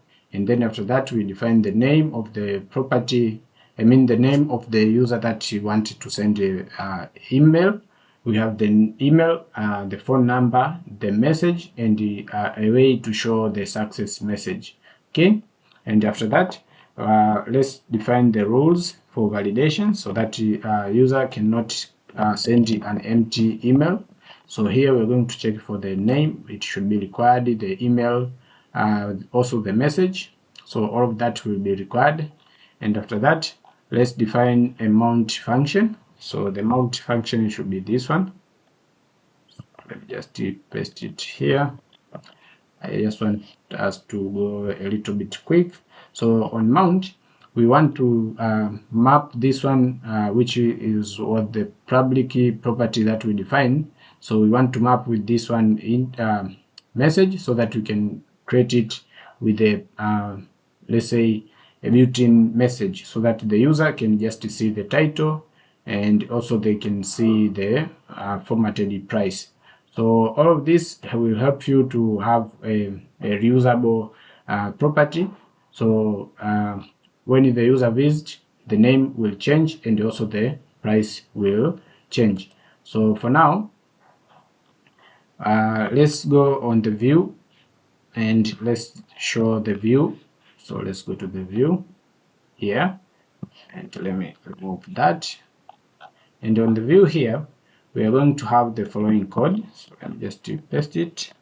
Okay, and let me explain it to you. So here on this particular contact form, we are going to have this div that will wrap all of things, and we are going to have this if condition which will control if we want to show the success message.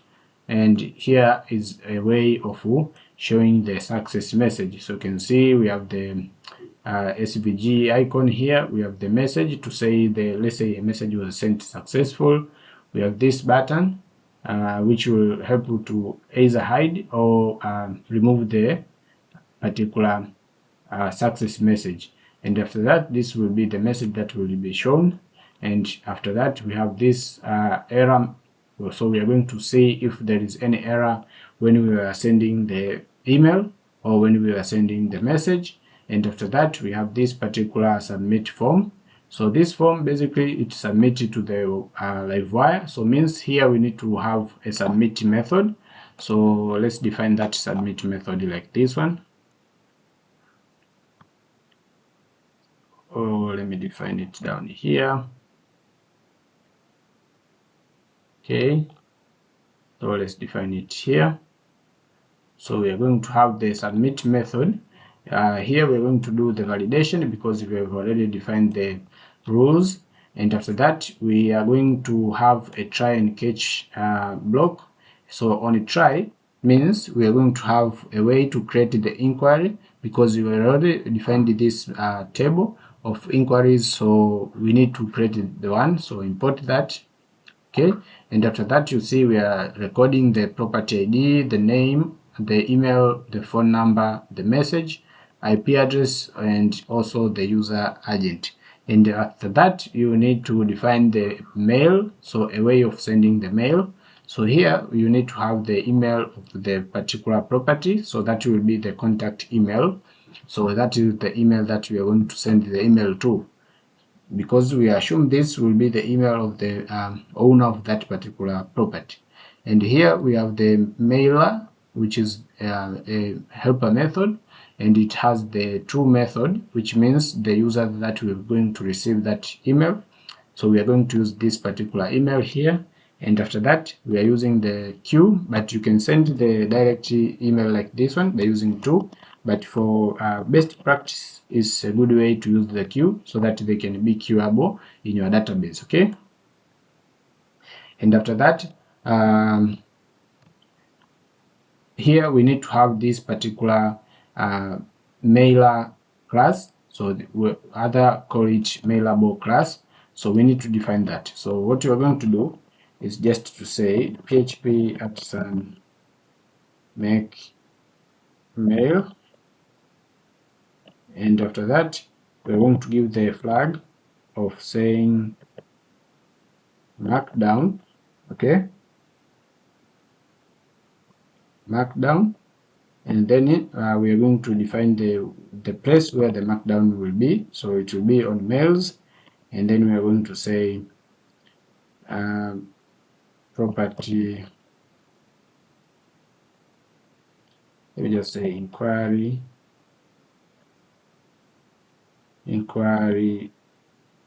email. Okay,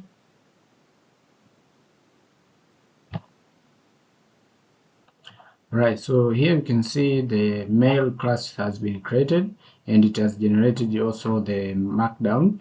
So we are going to update it. So the first step will be to import this class. Okay, and after importing that one means we need to edit this particular class. So from here you can see that we have this constructor, we have this envelope, also we have this content method. So we are going to deal with this one and also this one. So here as you can see it requires to pass the details of the inquiry. So what we are going to do here is to define a public key property here. So let's define the public key property, which should be binded to inquiry model, and then we can say that. So means now this will be passed down here and it will be accessible here. Okay, and after that we need to come over here on the content, and after that we need to add a method called with. Okay, and then we are going to pass the array. Okay, so like this one, so it will be inquiry, then this will be the inquiry that we have already defined here. Okay, so after that let's update this one, which is a markdown file, which is found inside the mails and inquiry mail. So by default it will be this one, so I'm going to update it with the following. So let me update it with the following code. So here you can see we have this which is markdown syntax. So we have this new property inquiry. You say you have received this one. This will show the title. We have the email, that I mean the name of the customer, the email of the customer. If they have the phone, so we will show the phone. And after that, this will add the line. And after that, we are going to say the message. So this will be the title of the message, and then the title will be this one, I mean the message. So the user will pass their message there, and then from here we are going to show the IP address and the user agent, but this is not required, so you can leave it or put it there. So that will be just for decoration. And after that we have these things, then the name of your application. So currently the name of the application here, we have already defined it to be real estate app. So that will be the one that will be shown here. Okay, and after that now we have everything that we need. So here on this particular property inquiry mailable class, you can see it also use the queuable. So means it can be queuable when you use a queue method here. So this queue method means it will be sent by creating a Laravel jobs, and that job you can just execute it when you want. Okay, so to test this one we need to do the configuration on our .env file for the email.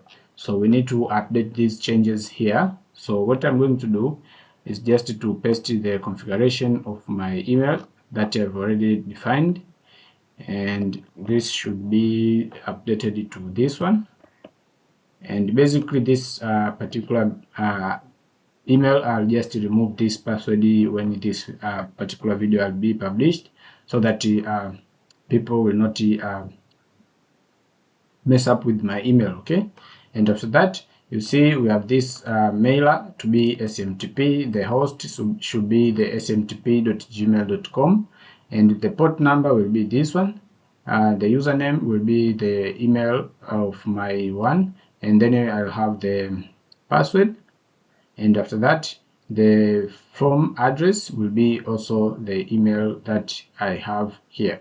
Okay, and after that now we have everything that we need, so we can be able to test it out. Okay, so now means if we go back here, we have this form that has been added here, you see. So at first we didn't have this field or this form, so this is the form that we have created it by using the contact form Livewire component, which is this one. Okay, so we've seen that it's going to have the input for the name. Here we're going to check if there is any error. We have the input for the email, we have this one, we have the input for the phone number, then we have a text area here for the user to show the message, though the message will be populated automatic like this one, so the user can be able to update it to their own message. Okay, and then after that we have the submit button, and after that we have this particular JavaScript code. So this will maintain the component fidelity.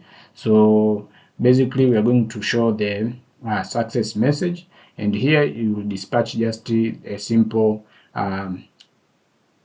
event, and that event will just go and update this show success here on our component. Let me show you. On our Livewire component here, we have defined this one, and after that means when you dispatch that command, it will going to call this one, and after calling it means it will just when that particular code will be timed out, means it is going to call this one hide the success, and after that success message will be hidden automatically. So here now we can be able to test the validation. So for example, I can remove the message and click send.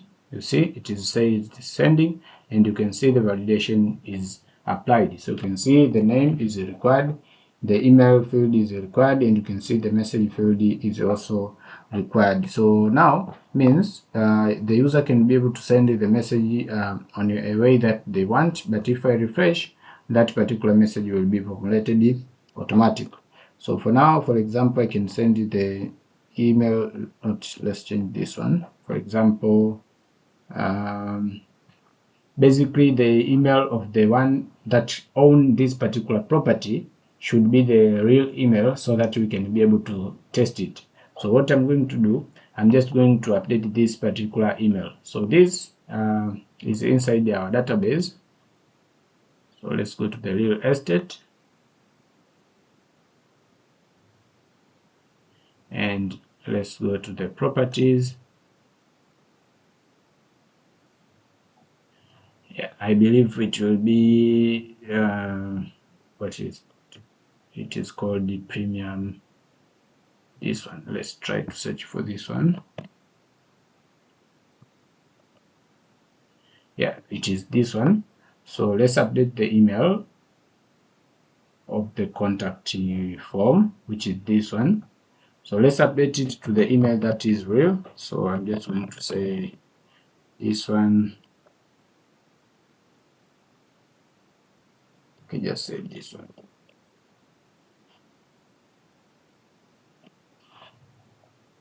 Okay, so this will be the email, and after that, if I go back here and refresh, that email should be updated. So you see, this is the email. This is actually my active email.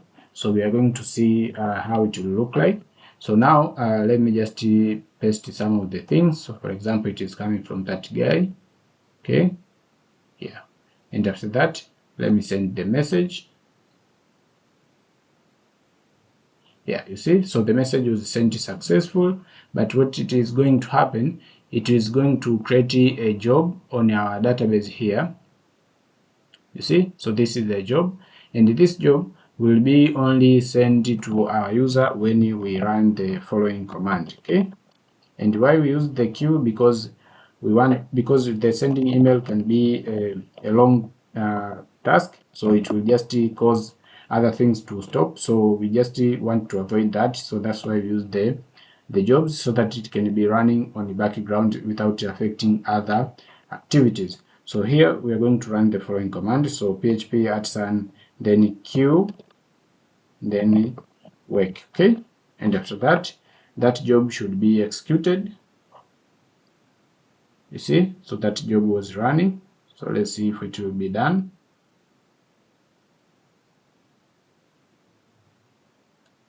Yeah, so here you can see the job was done, and after that means the email should be sent to our user, and if I refresh, you see that job is not there now, and the email was sent successful. And let's see if that email was sent successful.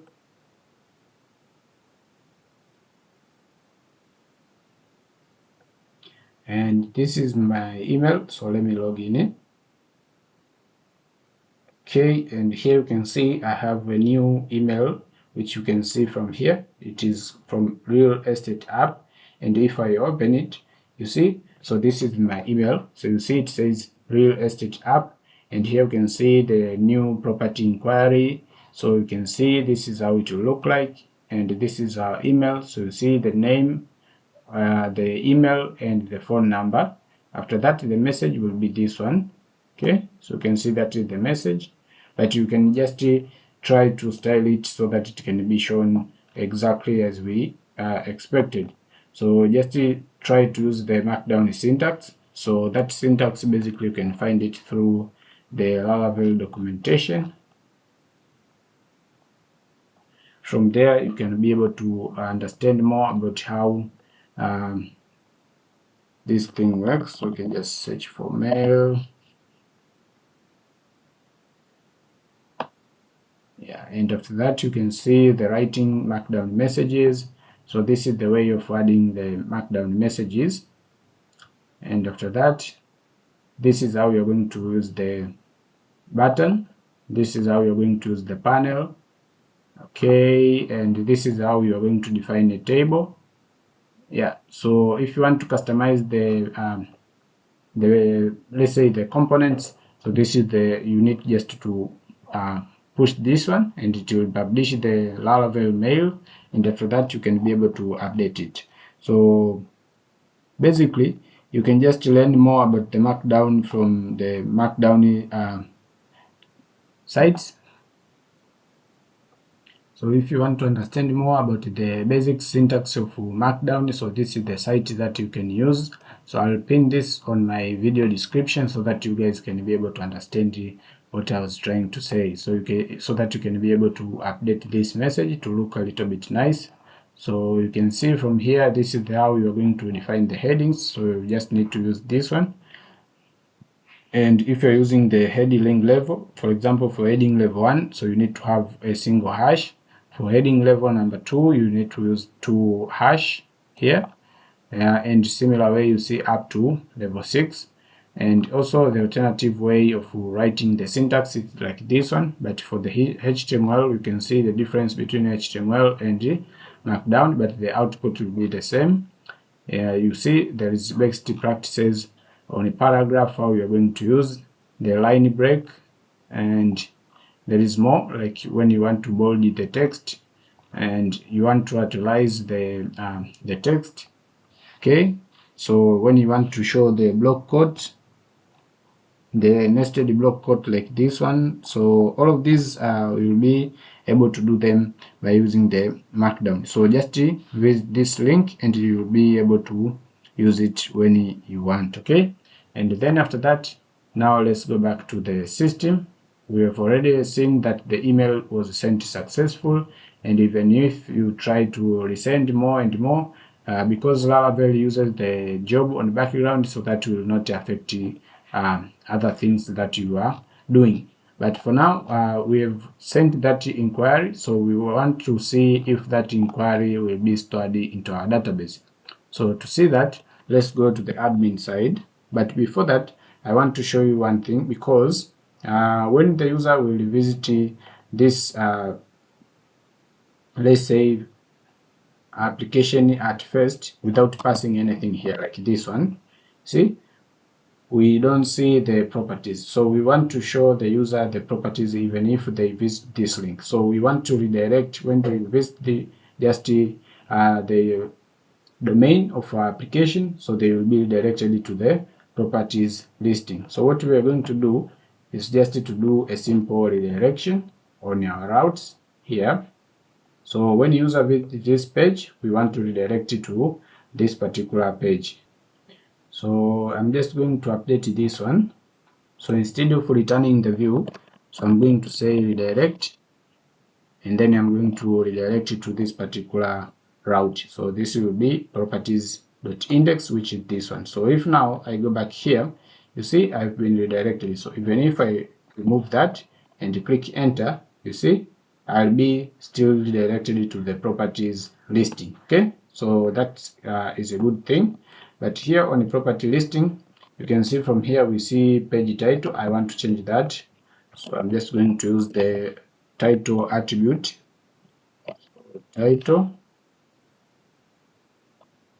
and then it will be property listing. Okay, yeah, see, so the title of that tab has been updated.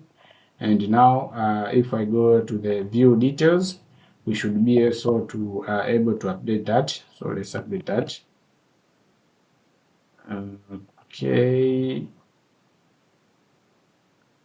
actually that we can just leave it that way, because that does not use the Livewire component, so it's just a normal view. So you see, so this is the normal view, and basically it will use the layout, this one. So let's leave it that way. Yeah, so now let's check from the admin side if the inquiry was updated. So let's go to the admin, and now let's log in. Yeah, and here on the inquiries, let's see. Yeah, you see, so there is this inquiry, and you can see the name of the user or the customer, the email, the phone number, IP address, and the user agent. You see, so this is the one.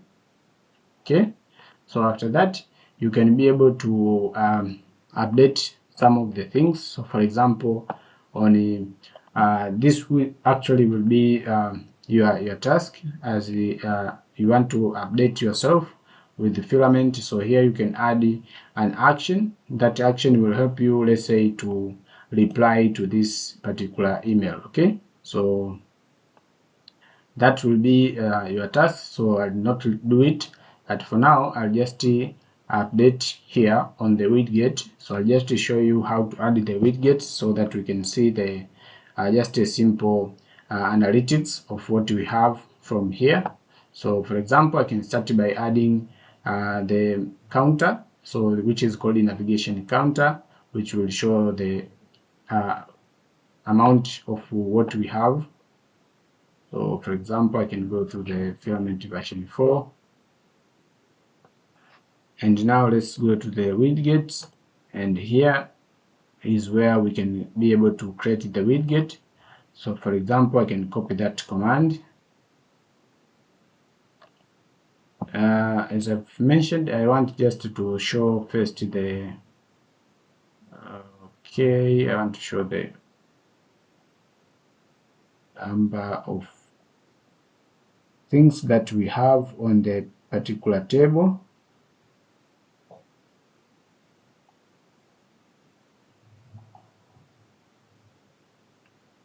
So let me just search for it. Navigation. Okay, navigation badge actually. So this is the one. So let me copy it, and let's go to the particular filament property, resources. So on this one, let's add it here. Similar way to the inquiries. Yeah, and now if we go back here and refresh, yeah, you see, so now we see that we have 25 properties and we have one inquiry. And after that, let's add the widgets. So let's go now to the widgets. Yeah, so this will be for generating the stats. So let me just use this one.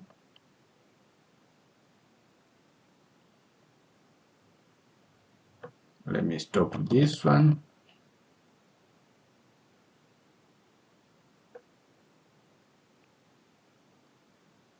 Okay, so this will be PHP artisan make filament widget. Then you have to provide the name of the widget, and then you have to give the flag of the type of widget. So let's click enter, and here I'll click yes, and here I'll say no, so that we can create that widget.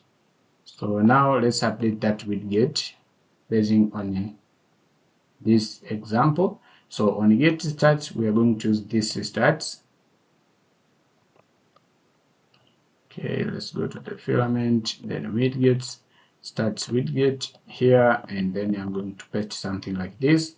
So for now, if we go back to the dashboard and refresh, you should be able to see the stats, you see, like this one. So now let's update this one.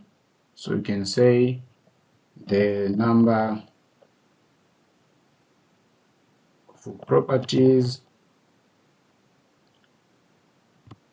and from here you can just say property, then count. Okay, and after that, let's say the number of inquiry, or number of inquiries,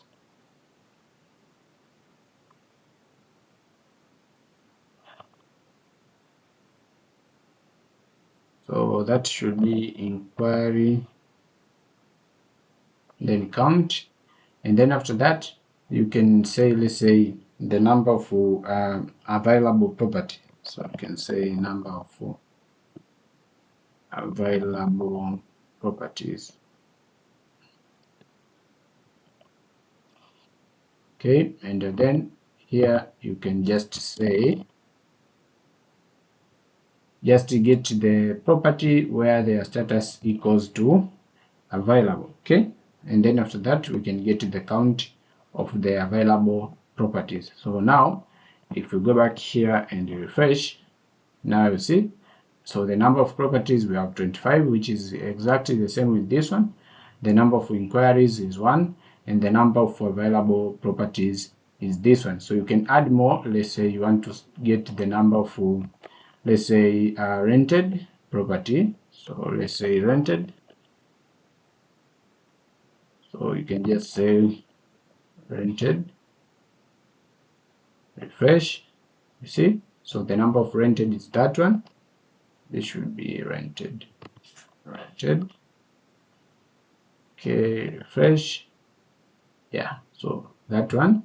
And you can also be able to say the number of sold properties. So sold properties will be equals to sold, refresh, and now you see, so the number of rented, the number of sold properties, and yeah, so like this is just a simplest way you can do the dashboard analytical stats. Okay, but you can add more type of widgets like the table and the charts. So for example, for this one you can create the charts like this one. So that is just the simplest way you can do that. Okay, so yeah, so you can just do something like that. But for now, I guess now this everything is fine. The one thing that we want to test is about the images, because we didn't do the image on our test. So let's do that. So for example, let's update the one that is available. So for example, this one, let's update the image. So let's go to the edit. Down here on the images, let's select any of the images. So I'll just update that. You see, so that will be uploaded.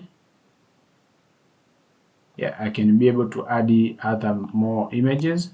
So for example, I can add this one and this one. So I'll add 2, and they all will be uploaded in a concurrent way. And the Livewire, Filament is able to accommodate that. And then let's save. Okay, so let's update this one. This should be this way. Save. Yeah, see, so that has been saved. And now if we go back to the properties,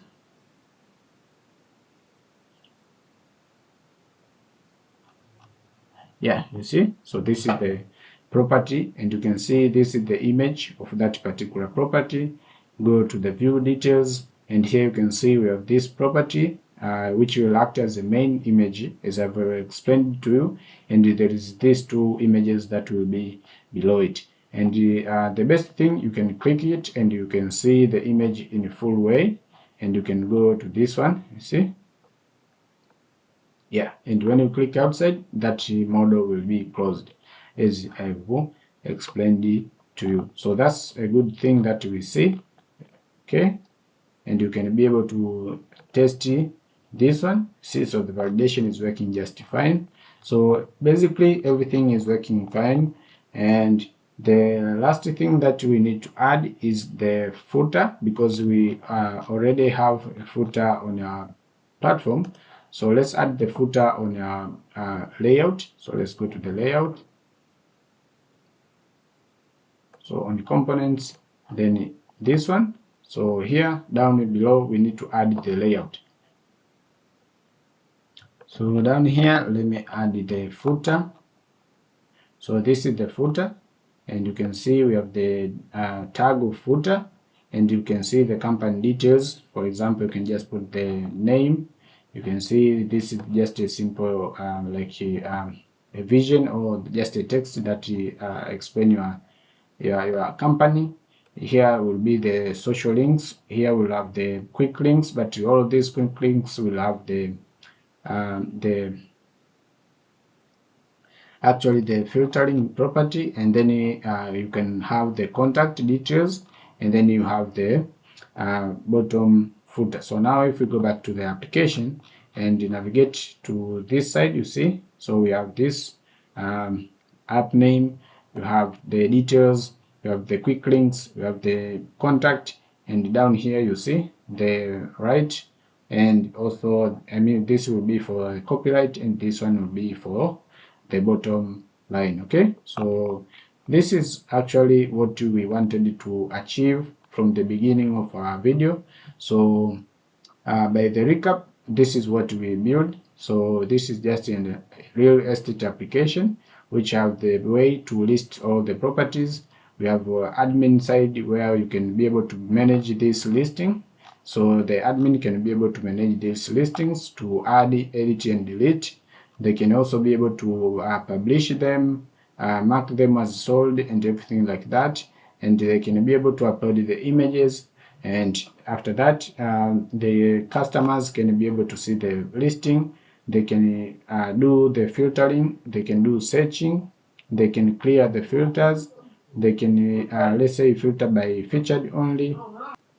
And also they can be able to toggle this a way of listing. Like now we are on tiles, you can see we have this grid which is like in tiles, and you can switch to listing. So you can see this is the way they will be shown, and you can see the images are shown very well.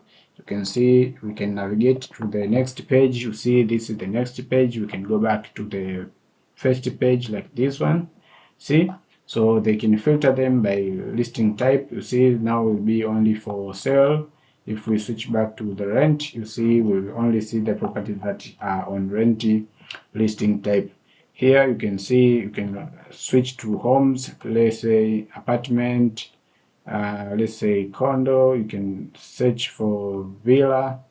Okay, so all of these are working just as you expected. Okay, so you can also be able to search, let's say search for, let's say Tanga. You see, so you will see only the ones that are coming from that particular city. Okay, you can clear it, and after that the properties will be listed as expected. Okay, and after that we have everything that we need to see on the view details. So we were able to do the validation here. We were able to send the emails by using queues, and here you can be able to see the property details. So everything that we had has been working as we expected. So now this marks at the end of this particular tutorial. So if you find this tutorial helpful, please consider to like the video, share with your friends, and that's the way that you're supporting me. So see you on the next video where we'll be learning about something new that will be interesting, and see you.